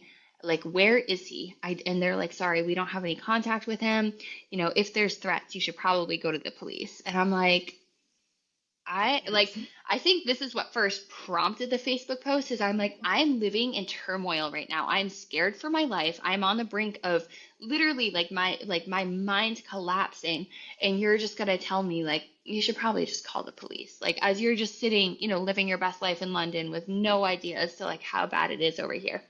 And so for those next couple of weeks, obviously, I stuck close with Matt. My family, in the meantime, thank God for them, they were doing a deep dive. It was almost like they would come over, or like come where me and Matt were, and we would have like one conversation, and then it was like behind the scenes. Like, we were having a separate conversation where my family's like, okay, this isn't tracking, this isn't adding up, this isn't making sense. And so there was enough pieces of his story that started to not make sense that it started to unravel. Yeah. Um, the first place was his treatment. He would literally have me drive him to Dana-Farber for cancer treatment, for Oh, chemo. And I remember one time him saying he needed to go for a blood transfusion. And picking him up later, he was fine. There was no hospital bracelet. There was no sign of like a IV. There was nothing. But we're at lunch after the fact, and he's like, "Oh my God, I'm so lightheaded," and like blah blah blah. And I'm like, "Well, who's your doctor? Like, should I call? Is this normal?" And he like rattles off a doctor who actually is a doctor at Dana-Farber. So that was kind of the first. I'm like, if he's making this, it like, did he really just get a blood transfusion? How are you just sitting here, casually eating Chipotle with me if you just had a blood transfusion? And there was a couple of the money never, it was always like, oh, I'm just waiting for this to clear. I'm just waiting for this. I'm just waiting for that. And obviously, once the Hitman piece came into play, the studio loans, the rent, all of that was like, it wasn't even a topic anymore. It wasn't right. even on my radar. But there would be certain things where he'd be like, I just need you to pay for this. I just need to use your card for this. And I'm like, why? His truck. So he drives this lettered truck that says Lakeshore Engineering, that he tells me he has to keep parked in my driveway, right? Because that means that he's at my house, which tells everyone to stay away from me, not to mess with me because he's there. Lakeshore Engineering doesn't exist. Like, it's not a real entity. There is nothing called Lakeshore Engineering LLC. His engineering license doesn't exist. So as all of this starts to, as I start to like realize this more and more, I'm like, what if his army, like, what if the military background is made up too? Because that would make, like, he also had told me that his mafia boss had this penthouse in the seaport in Boston, and that's how they had connected, was like one day in the lobby there years ago. I ended up finding out that Matt actually didn't own that penthouse in Boston. That was my family, actually, was the one who found that out. So that was a big piece. I'm like, if the penthouse is fake, the conversation in the lobby is fake. That never happened. And so I never got 100% full. Matt's never going to sit down and say, yes, I made all of this Right. up to as a Yeah. scare tactic. But there's enough. There was a text message that somebody had sent to me after the fact, that was a text that Matt sent to them. And in the text, Matt says to them, um, I just came up with a way to make $200,000 by the I was end of gonna this ask year. you, like, what do you think he wanted? That's what I was gonna ask you. Money. I think it was Yeah. just, I think control. I Hmm. think he is a certain type of evil that I didn't even know existed, that I didn't even know was real. There were nights that I sat on my kitchen floor and I just begged him to kill me. I was like, I cannot live like this. Please just kill me. Just get it over with. Take the money and give it to my kids. Like, make sure that they are taken care of. Like, because so he was supposed to be paid, I think it was like $75,000 or $50,000 for killing me, was like his portion of the deal or Yeah. whatever. And I remember being like, if you kill me, can you take that $50,000 and just give it to the kids? Like, that's enough to whatever, bury me, cremate me, give them a little bit of a cushion. But like, I cannot go on like this. Like, I want to die. Yeah. And I think seeing somebody in that much pain, I think he enjoys. I think he likes. I remember this also, this is another thing that could be a whole podcast episode in itself. I don't want to turn it into that yet because there's so many different pieces and there's so many different parts. But I remember, I ended up in a custody battle because of all of this. And during that custody battle, I was like, this is what you're doing to my life. Like, this is what, like, you are destroying me. And he said something about, he would never want somebody to mess with his girlfriend or something. And I remember turning around and screaming. I'm at the studio. I'm like, I'm not your girlfriend. I'm your hostage. Like, there is a huge difference between the two. But to the outside world looking in, you would see us in the store, you would see us wherever, Right. and it looked like I was just his His girlfriend. girlfriend. His Yeah. girlfriend. Meanwhile, So, my mom's coming to the studio with handwritten notes being like, I think he put cameras in here. I think there's microphones. Every time I come in the house, he's patting me down. If I'm meeting somebody for lunch, it's either he's coming with me or he's hiring somebody to sit there. So anytime, like, I remember sitting down with my friends in Panera, and he told me that the person to the right, the booth to the right of me, was hired by him to listen to our conversation. So again, I'm sitting there being like, covering all these tracks. What is that? Control? yeah. I Oh, don't know what it yeah. is. Yeah. Insanity? Like, So there was no hit. There was no no, that I know of. there was no I mafia. still no. So Matt's telling me through all of this that Charles is on the Florida Georgia line, right? And Yeah. that they're watching him. They're just waiting to grab him. I find out that enough is made up about this that I'm like, I think this is fake, but I'm not totally sure. And so I go to court and I get a restraining order. Because at this point, I'm like, if this is made up, then I'm even in more danger being around you. Like, this is Right. crazy. So I go and I get a restraining order. And I remember sitting down with the girl who did the restraining order, and she's in the same boat as me. She's like, are we going to make this worse for yourself if we're telling all of this in a public courthouse? Like, do we just go off of his record alone? Do we go into detail? And so when I went and I got the restraining order, I still wasn't sure what was true and what wasn't. So I just said that, based on Matt's record and, he made some threats against me, and that was enough for the restraining order, thankfully. But I didn't say anything about the hitman. I didn't say anything about, everything he had told me. And that's because I still wasn't sure that it was made up. And so I tried to just move forward acting as if it was fake. I tried to tell myself it was fake. I went to the army recruiters next to the studio and I was like, can I check if someone really has a military background? How do I look into this? And there was no way to really totally confirm it. I think even once I realized the full scope of Matt's lies, I still was never like, this doesn't mean he was not hired to, like, this doesn't mean that this isn't true. Yeah. There's like a 98% chance that if all of this is made up, that this is too, but it still isn't foolproof. And I still never got that full proof. I think it was like December 31st or whatever, January 1st. I think I took a deep breath and I was like, nobody showed up at my door. No one came to collect money. Like, I'm good. Oh, right, Um, because the deadline passed. the deadline passed and that was kind of my first deep Wow. breath. So when I posted that on Facebook, When did as you much as post I that? wanted, April. So I get my April. Mhm. restraining order. I think I get my restraining order.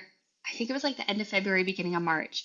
And all of March, I'm still like, I don't feel right. I feel unsettled. I'm scared. I'm not sleeping. I'm scared of, my kids. Like, there were just so many thoughts that I'm like, is this true? Is this not true? Am I gonna, because now if this is true, I've made them even more upset by this, not like whatever. I've caused attention. There's this restraining order. There's all of this.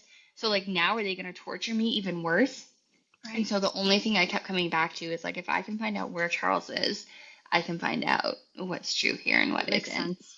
Yeah, it Hence was the like a Facebook piece of the post. puzzle, a piece of information that would either Yes. validate it or Or cancel it out. So or as cancel much it as out. I Yeah. was like so upset that it came out that he was like working for Hollywood in Texas, part of me was like, praise God, because Right. So he's how'd you not on find the that Florida. out? So tell us, So so we're going back to the beginning of our conversation, we're going back to the all the Facebook way back to the post. beginning where you So were now like, insert the he's Facebook not in post. Florida, Georgia. So, You put yes. you, and then what do you find out? Like what happened to the Facebook So post? Because I obviously, what happened to the post? I post this on my personal Facebook page, Hmm. right? And so I just said the quick little rundown. I'm thinking somebody local, someone who works for his restaurant, someone who whatever is gonna be like, oh hey, he's here's last I heard. So I post it. It's like nighttime before I go to bed, and I just post it, and I'm like, I'm going to sleep. Mind you, at this time, I still just had this very public, my business is now falling apart in shambles. Like locally, people knew like this girl's losing her freaking minds. Like the Yeah. police were called for a couple well-being checks to my house because there Yeah. was like rumors that had gotten out. So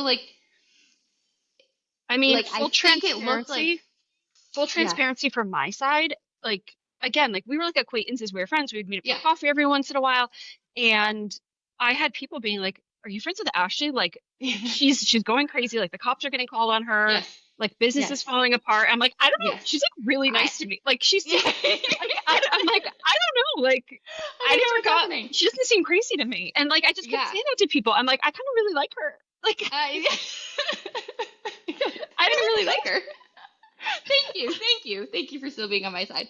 I think that's the part that was But so upsetting but to that me is like was people who I'm that was the validating that like that's what was being said. yes, is that Yeah, it was I was a terrible. lunatic. And the other thing that I think was being said was that all of a sudden, all of this had been going on with Charles for so long. And all of a sudden I'm using this to divert attention away from Mm, my business falling apart. And that, mm, all of a sudden I'm pulling this poor me card because this had been going on for like a year. At this point, it probably had been coming up on a year since the last time I had talked to Charles. We're still legally married. I still wasn't rushing the divorce. I hadn't been rushing the divorce, or I was like, I have so much on my plate right now. I'll get there when I get there. So I think for people on the outside looking in, it was like she's using this as like a boo hoo, poor me, pity party type of thing.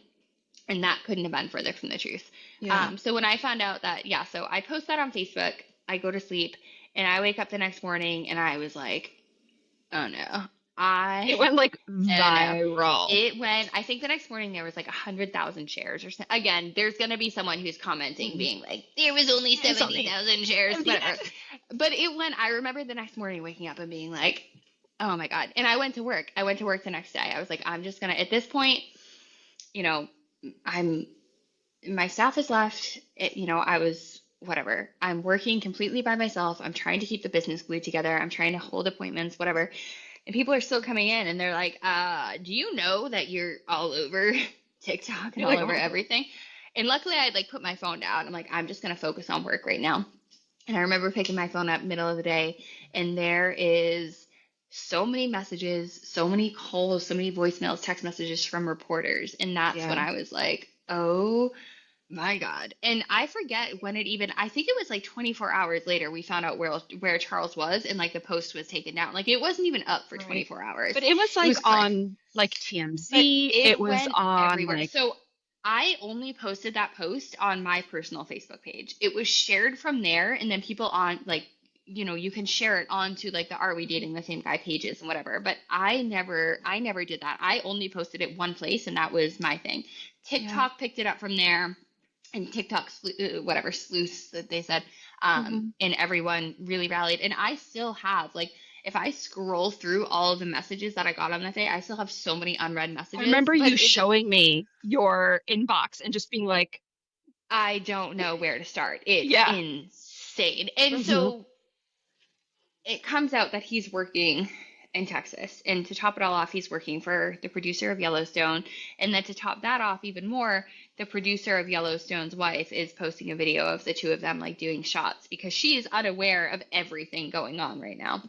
And so that like solidifies it. And I get a couple messages from girls who had gone out on dates with him in like the Texas area who he never mentioned having a wife, he never mentioned having kids. He just was a single guy just cooking. Um And he reached out to me that night and he was like, "Hey, it's Charles," which the audacity, like the "Hey, it's Charles" kills Remember me every me? time I say this part of the story. Yeah, just "Hey," like kills me.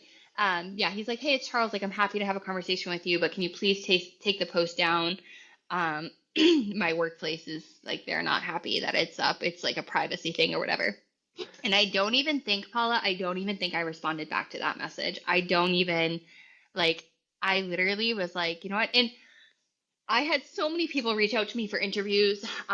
Everything, obviously it was posted everywhere, and it wasn't just like a viral like posted on internet things. It was like Daily Mail, the New York Post, like all of these actual media outlets, like magazine things, Mhm. reached out to me wanting my side of the story, and everything inside of me wanted to stick up for myself.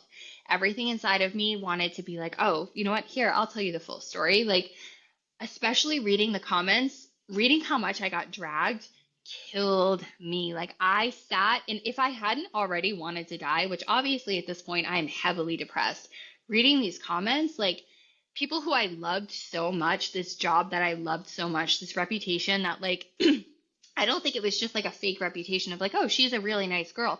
Like I think You I am you a are. really nice girl. You truly And are. I'm reading these things about myself and people are like, "Oh, like she's like she did the same thing her husband did. Like she let her business fail and left everyone high and dry too. And ask her about her boyfriend Matt and this, that, and the other thing."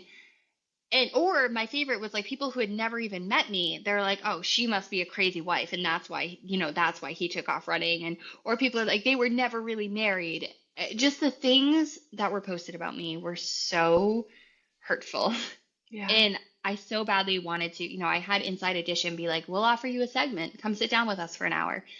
And wanted to, and something inside of me was like, "Be still, Yeah. be silent, stay above all of this noise. Not yet. Like, you're Yeah. not speaking about this yet." And I feel like at that point, it's funny because me and the Hawk Tuah girl, we went viral, similar around the same times, completely different things, but same times. But I see her sometimes and I'm like, this girl, she played into it. She took it. She was signing hats. She was making her line. She made so much money. Like, she played into it and whatever, it worked out for her. Like, great for her. And I did the opposite. I went Hmm. completely silent. I went completely into hiding. I completely removed myself from it. I did one radio interview. And the only reason I did that interview is because the girl who hosted the radio show was a friend and a client of mine. And she knew the full picture. She knew everything that had gone on.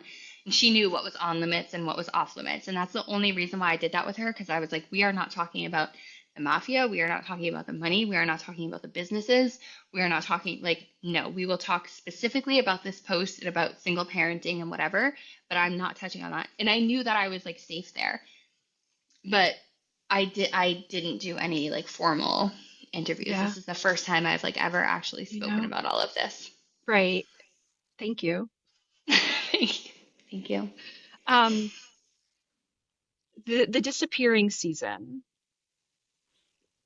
has been for like 2 years. 2 years. And 2 years. Over 2 years. yeah, and I have been so blessed to like watch you like grow into a woman that loves the Lord and honors the Lord. And as you're talking about all these people talking poorly, I mean, I guess like I'm not being the best journalist at this moment, but I'm getting angry and I'm getting defensive because I know like who you are inside. I, you and I have both talked in depth about how you feel that the Lord was drawing you in during this Yeah, season. during this time. And I, when you say you heard to be still and not right now and just to wait, I believe that was him speaking to you. So tell me what the Lord has done for you over Since these then. past 2 years. So Yeah. I went from like when I tell you that this period broke me, I mean this period broke me in a way that I like I will still be recovering from all of this mentally, emotionally, financially for years. So at the end of all of this, I have this restraining order, right? I moved back into my parents' house, partially because I'm gonna lose my house anyways, because I can't, now my business it's completely upside down. It's completely whatever, it's in the ruins. People who I absolutely adored have cut ties with me, rightfully so. Whatever, I'm not like, I don't blame them. Um, my husband is gone. I'm still only, what, 5 months postpartum at this point, too. Like, let's not forget. Let's not forget I'm still not sleeping fully at night. And so I was left with nothing. It was almost like I like remember just there was like a cloud. It was like where my life once was, there was just a cloud of smoke. Like I had no money. I couldn't buy diapers. I couldn't, like, I literally moved back into my old childhood bedroom in my parents' house. Um, With your four I, kids. with my 4 kids, me and my 4 kids, yep, moved back into my childhood bedroom. I tried to move the studio. I tried to hold on to the business for a little bit and I tried to move it to a smaller space, like 20 minutes away, but I still was scared to post where I was. I still wasn't 100% sure that like even though there was like the clarity that like okay, yes, Charles, there probably wasn't a hit out on me. I still was so spooked by how crazy this man was to know Right. all of this about me and know all of this about him. So having a business that I had to like largely post on social media, it just wasn't working out. I owed people money still from the old business. I didn't feel right like promoting my new space or being like, come see me. Like it just nothing felt, I was not in a place where I wanted to be like, anyone look at me. And I didn't want to fake it like everything was, like everything was good. I was so upside down. And so, yeah, I went silent. I had the studio for a little bit, and after a little bit, I was like, you know what, God, like this was meant to close. It was meant to go. I tried to hold on to it. I tried to keep it open. I tried to move it, and like my heart's not in it. This new space that I'm in sucks. It's not the same just doing it by myself, anyways. Like I'm over it. And so I went back to school, and I got a job in a totally different field. I don't know how I even got here, but during that 2 year period, I literally was left with nothing. And I think when you are stripped of nothing, like down to nothing, it like I still had God. And like my journaling at that point, I would put the kids to bed at night and I would just like pen to paper, just writing my prayers. So it's not like, again, it's not like I ever hit this point of being like, God isn't real. It was like literally like, God, we are not speaking. Why did you do this to me? Don't you see that my life is a cloud of smoke? Don't you see that I don't know how I'm going to pack lunches for my kids tomorrow, God? I don't know how I'm going to get enough gas in my car to get to work tomorrow, God. Like, this is like basic things. And I'm so angry at him. Like, I remember you sending me a Bible in the middle of all of this, like after I had moved back home, I'm in the smaller studio. I get this, like, you asked me for my address, and I get this, like, cute little Amazon package, and I open it, and it's a Bible. And there was part of me that was like, I need this. I know I need this. I know this is where I need to be. And there was another part of me, like I think I literally said to you, like, God and I aren't on speaking terms right now. Like, he doesn't like me. Don't you see that he doesn't like me? Like, everyone hates me and God does too, because otherwise, why would all of this happen? Like, why would he see me struggling like this and see me suffering like this and see me just wanting to die? And again, he keeps waking me up in the morning. He keeps putting all of this responsibility on me. Like, he sees that I can't handle it and he's not doing anything to make it end. And so during those, like, it was rough. It was rough there for a minute. And looking back now, it's like, wow, he was there. Like I always say, and whatever, maybe I'm jumping ahead a little bit now, but like my life is not perfect now. There are so many pieces that I'm still figuring out, but a huge theme in my life is like, give us this day our daily bread. And then I had my daily bread. My kids never starved. I always had a roof over my head. There were things that were paid late. There was so much money that was owed. There was a financial absolute mess.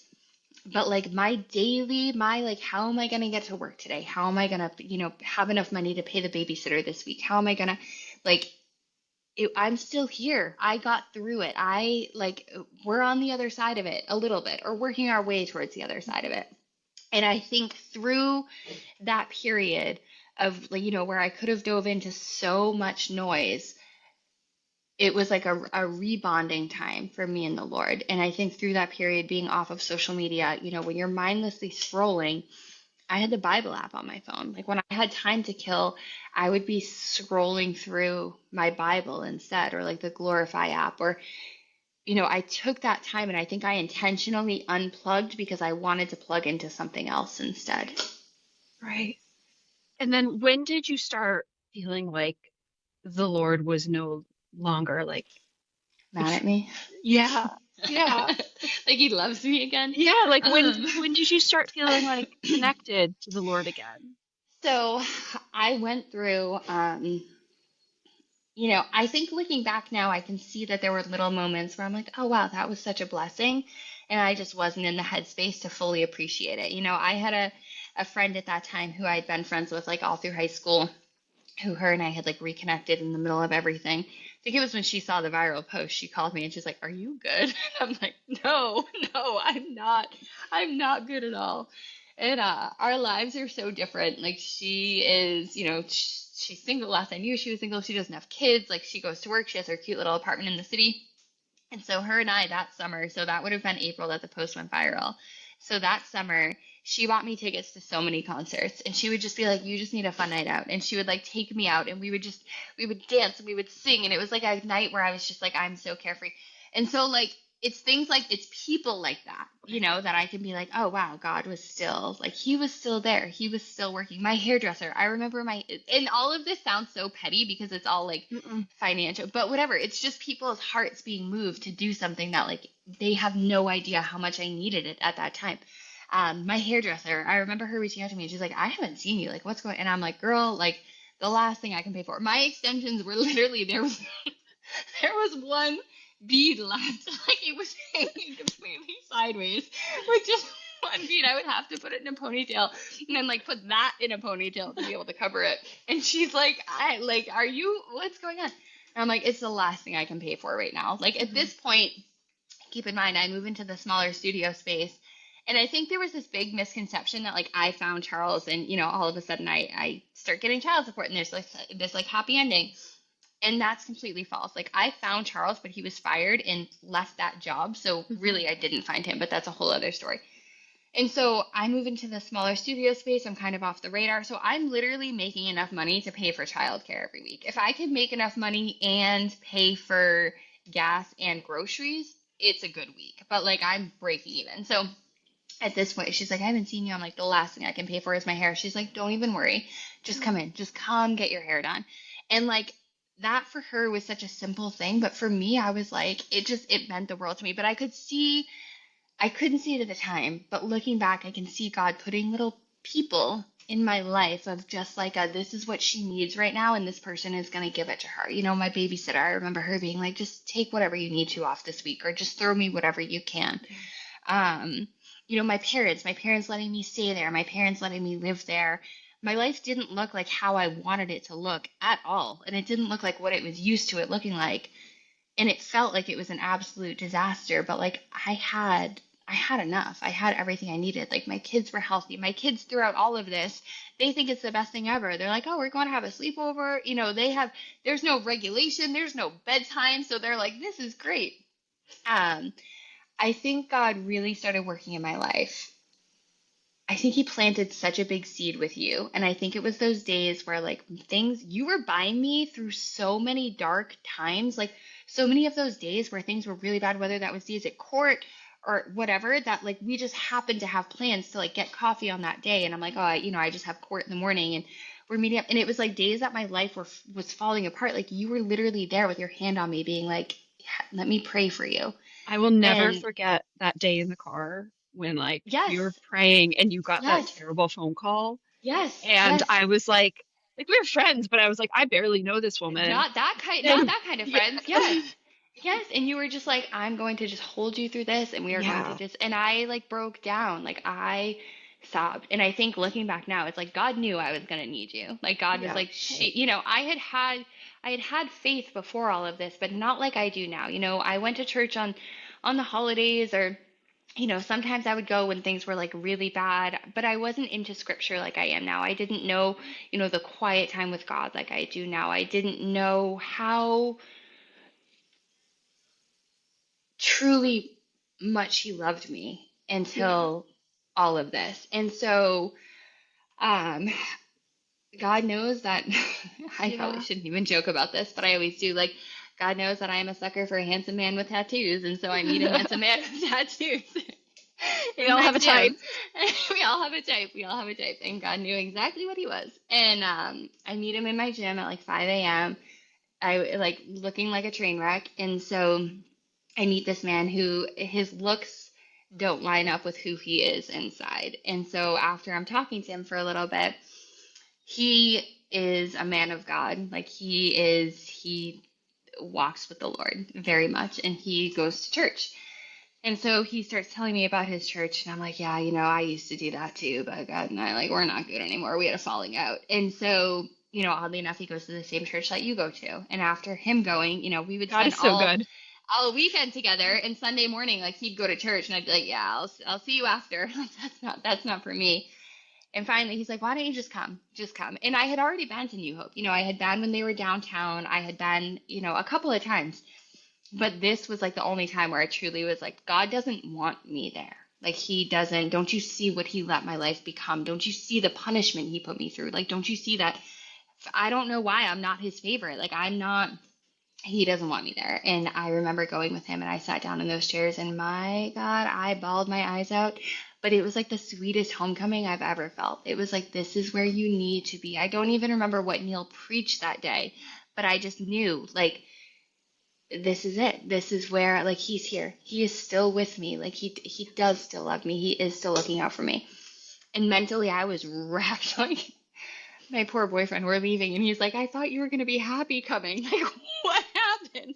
I'm like ugly crying the whole ride home. And I remember saying to him, like, I just don't understand why I feel like God punished me through this. And after going and diving into scripture and, truly getting plugged in church, I feel almost like how I feel when I started Snatched, where it was what I was meant to do. It's what I was called to do. And that's why it so effortlessly fell into place. That's why it so effortlessly, built itself and whatever.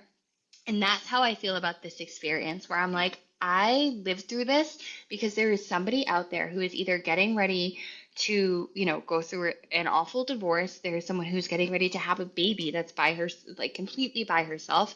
There's a burnt out single mom.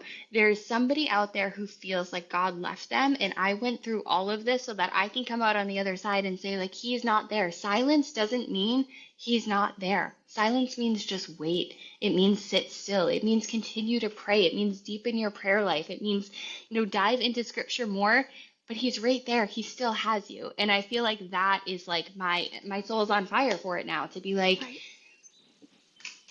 You here I you am. are so obedient. Like you I are so try, obedient. right? I cannot name one other person that I know that the Lord told them to Just sign off sit of, still. to be still, get rid of every Unplug. single social Unplug. media platform, like Yeah. change your career, stop fighting for like the thing you thought that Everything. was your entire identity, go into a Right. completely different field. I have never met anybody so obedient. Um, Am I though? Because I feel like he had to yes, rip some of that away from me. you Some are. of it, he was like, I'm going to take this. And I was like, I'm going to hold on as tight as I can until until you drag it away I from me. mean, yeah, but you did, but you did, you but I did. did, but I You did. are, But the peace that I have, like the woman that has come from all of this, the peace that I have, the message that I have, the wisdom that I have looking back on all of this is like, it just be still and pray. Like, when you are right? in that waiting season, when you are waiting for pieces to come together, I'm still in, there's still so much about this Yeah. that's up in the air and whatever. But just be still and pray, and like just deepen your faith and deepen your knowledge and just dive into that scripture. And I feel like just so much inner change. I didn't seek out my heart changing. You know, I didn't seek out any of it. Just, I literally just showed up, and like the work just kind of started happening. And once it started happening, I was like, yes, yes, yes, this is what I need. Yeah. This is who is meant to like rise from all of this. Your testimony and your story is just getting started. Like I just see such an amazing platform for you. I hope so. You are such a loving friend and you love women so much. Like I've Yes. seen you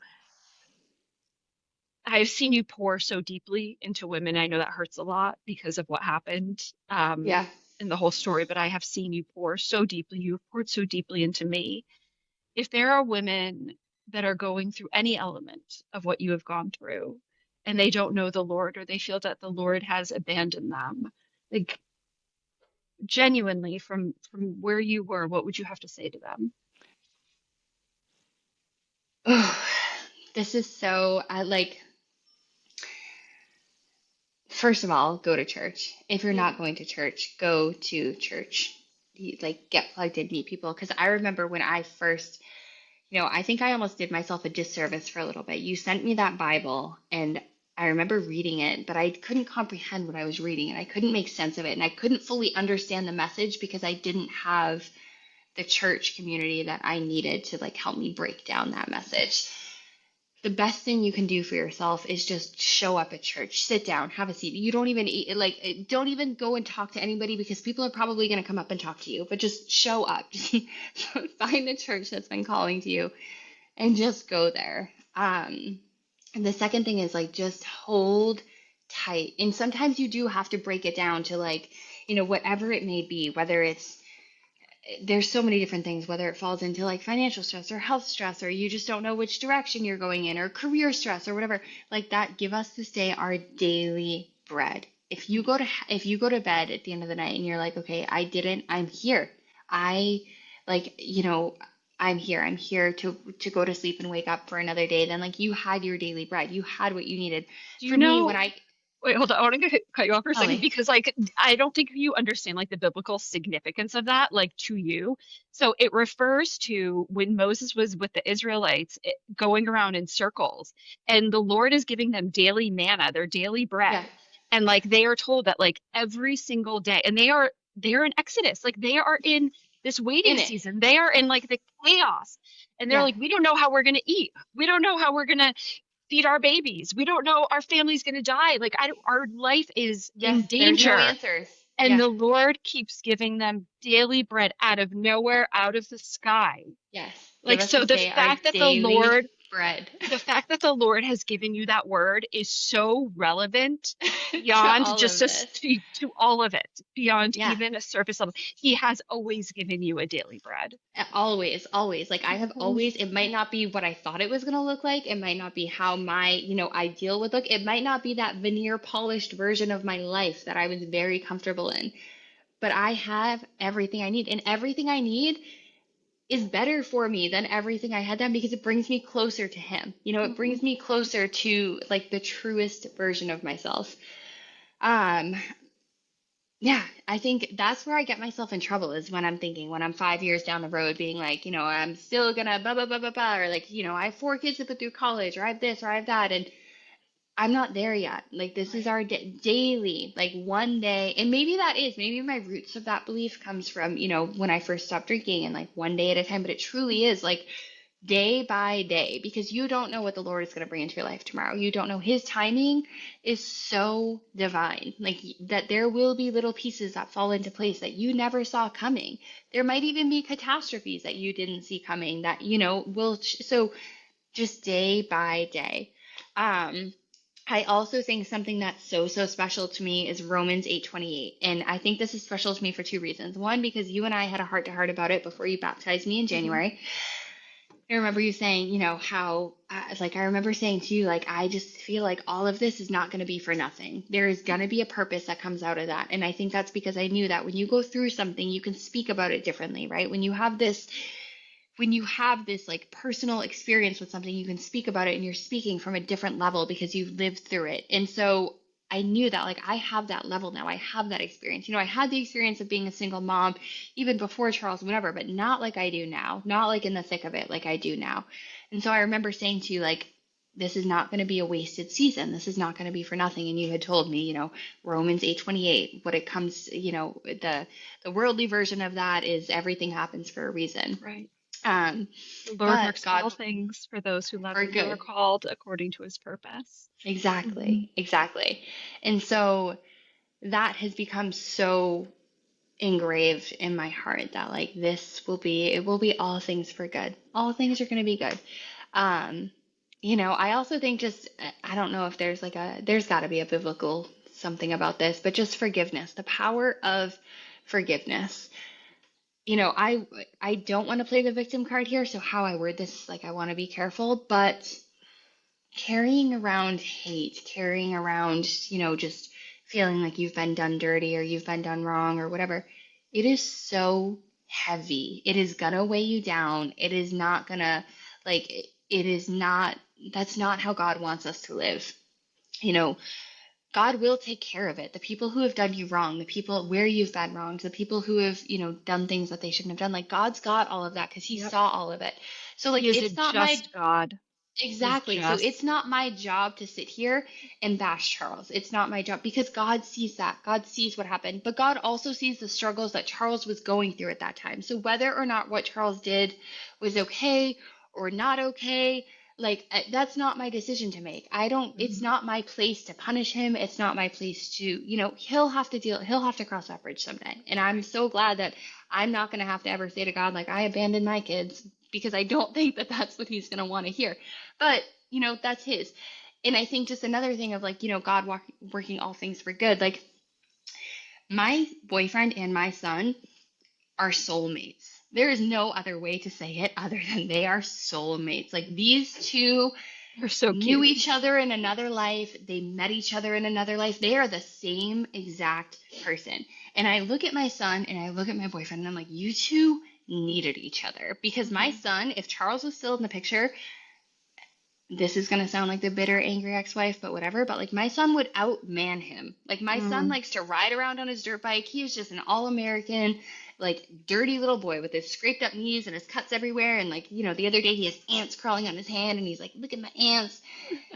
And like that is him to his core. And I don't think that that is the dad that Charles would have been. I don't think that Charles would have been that father figure that played into who my son is to his core. So I think that's just another example of how, it all comes full circle.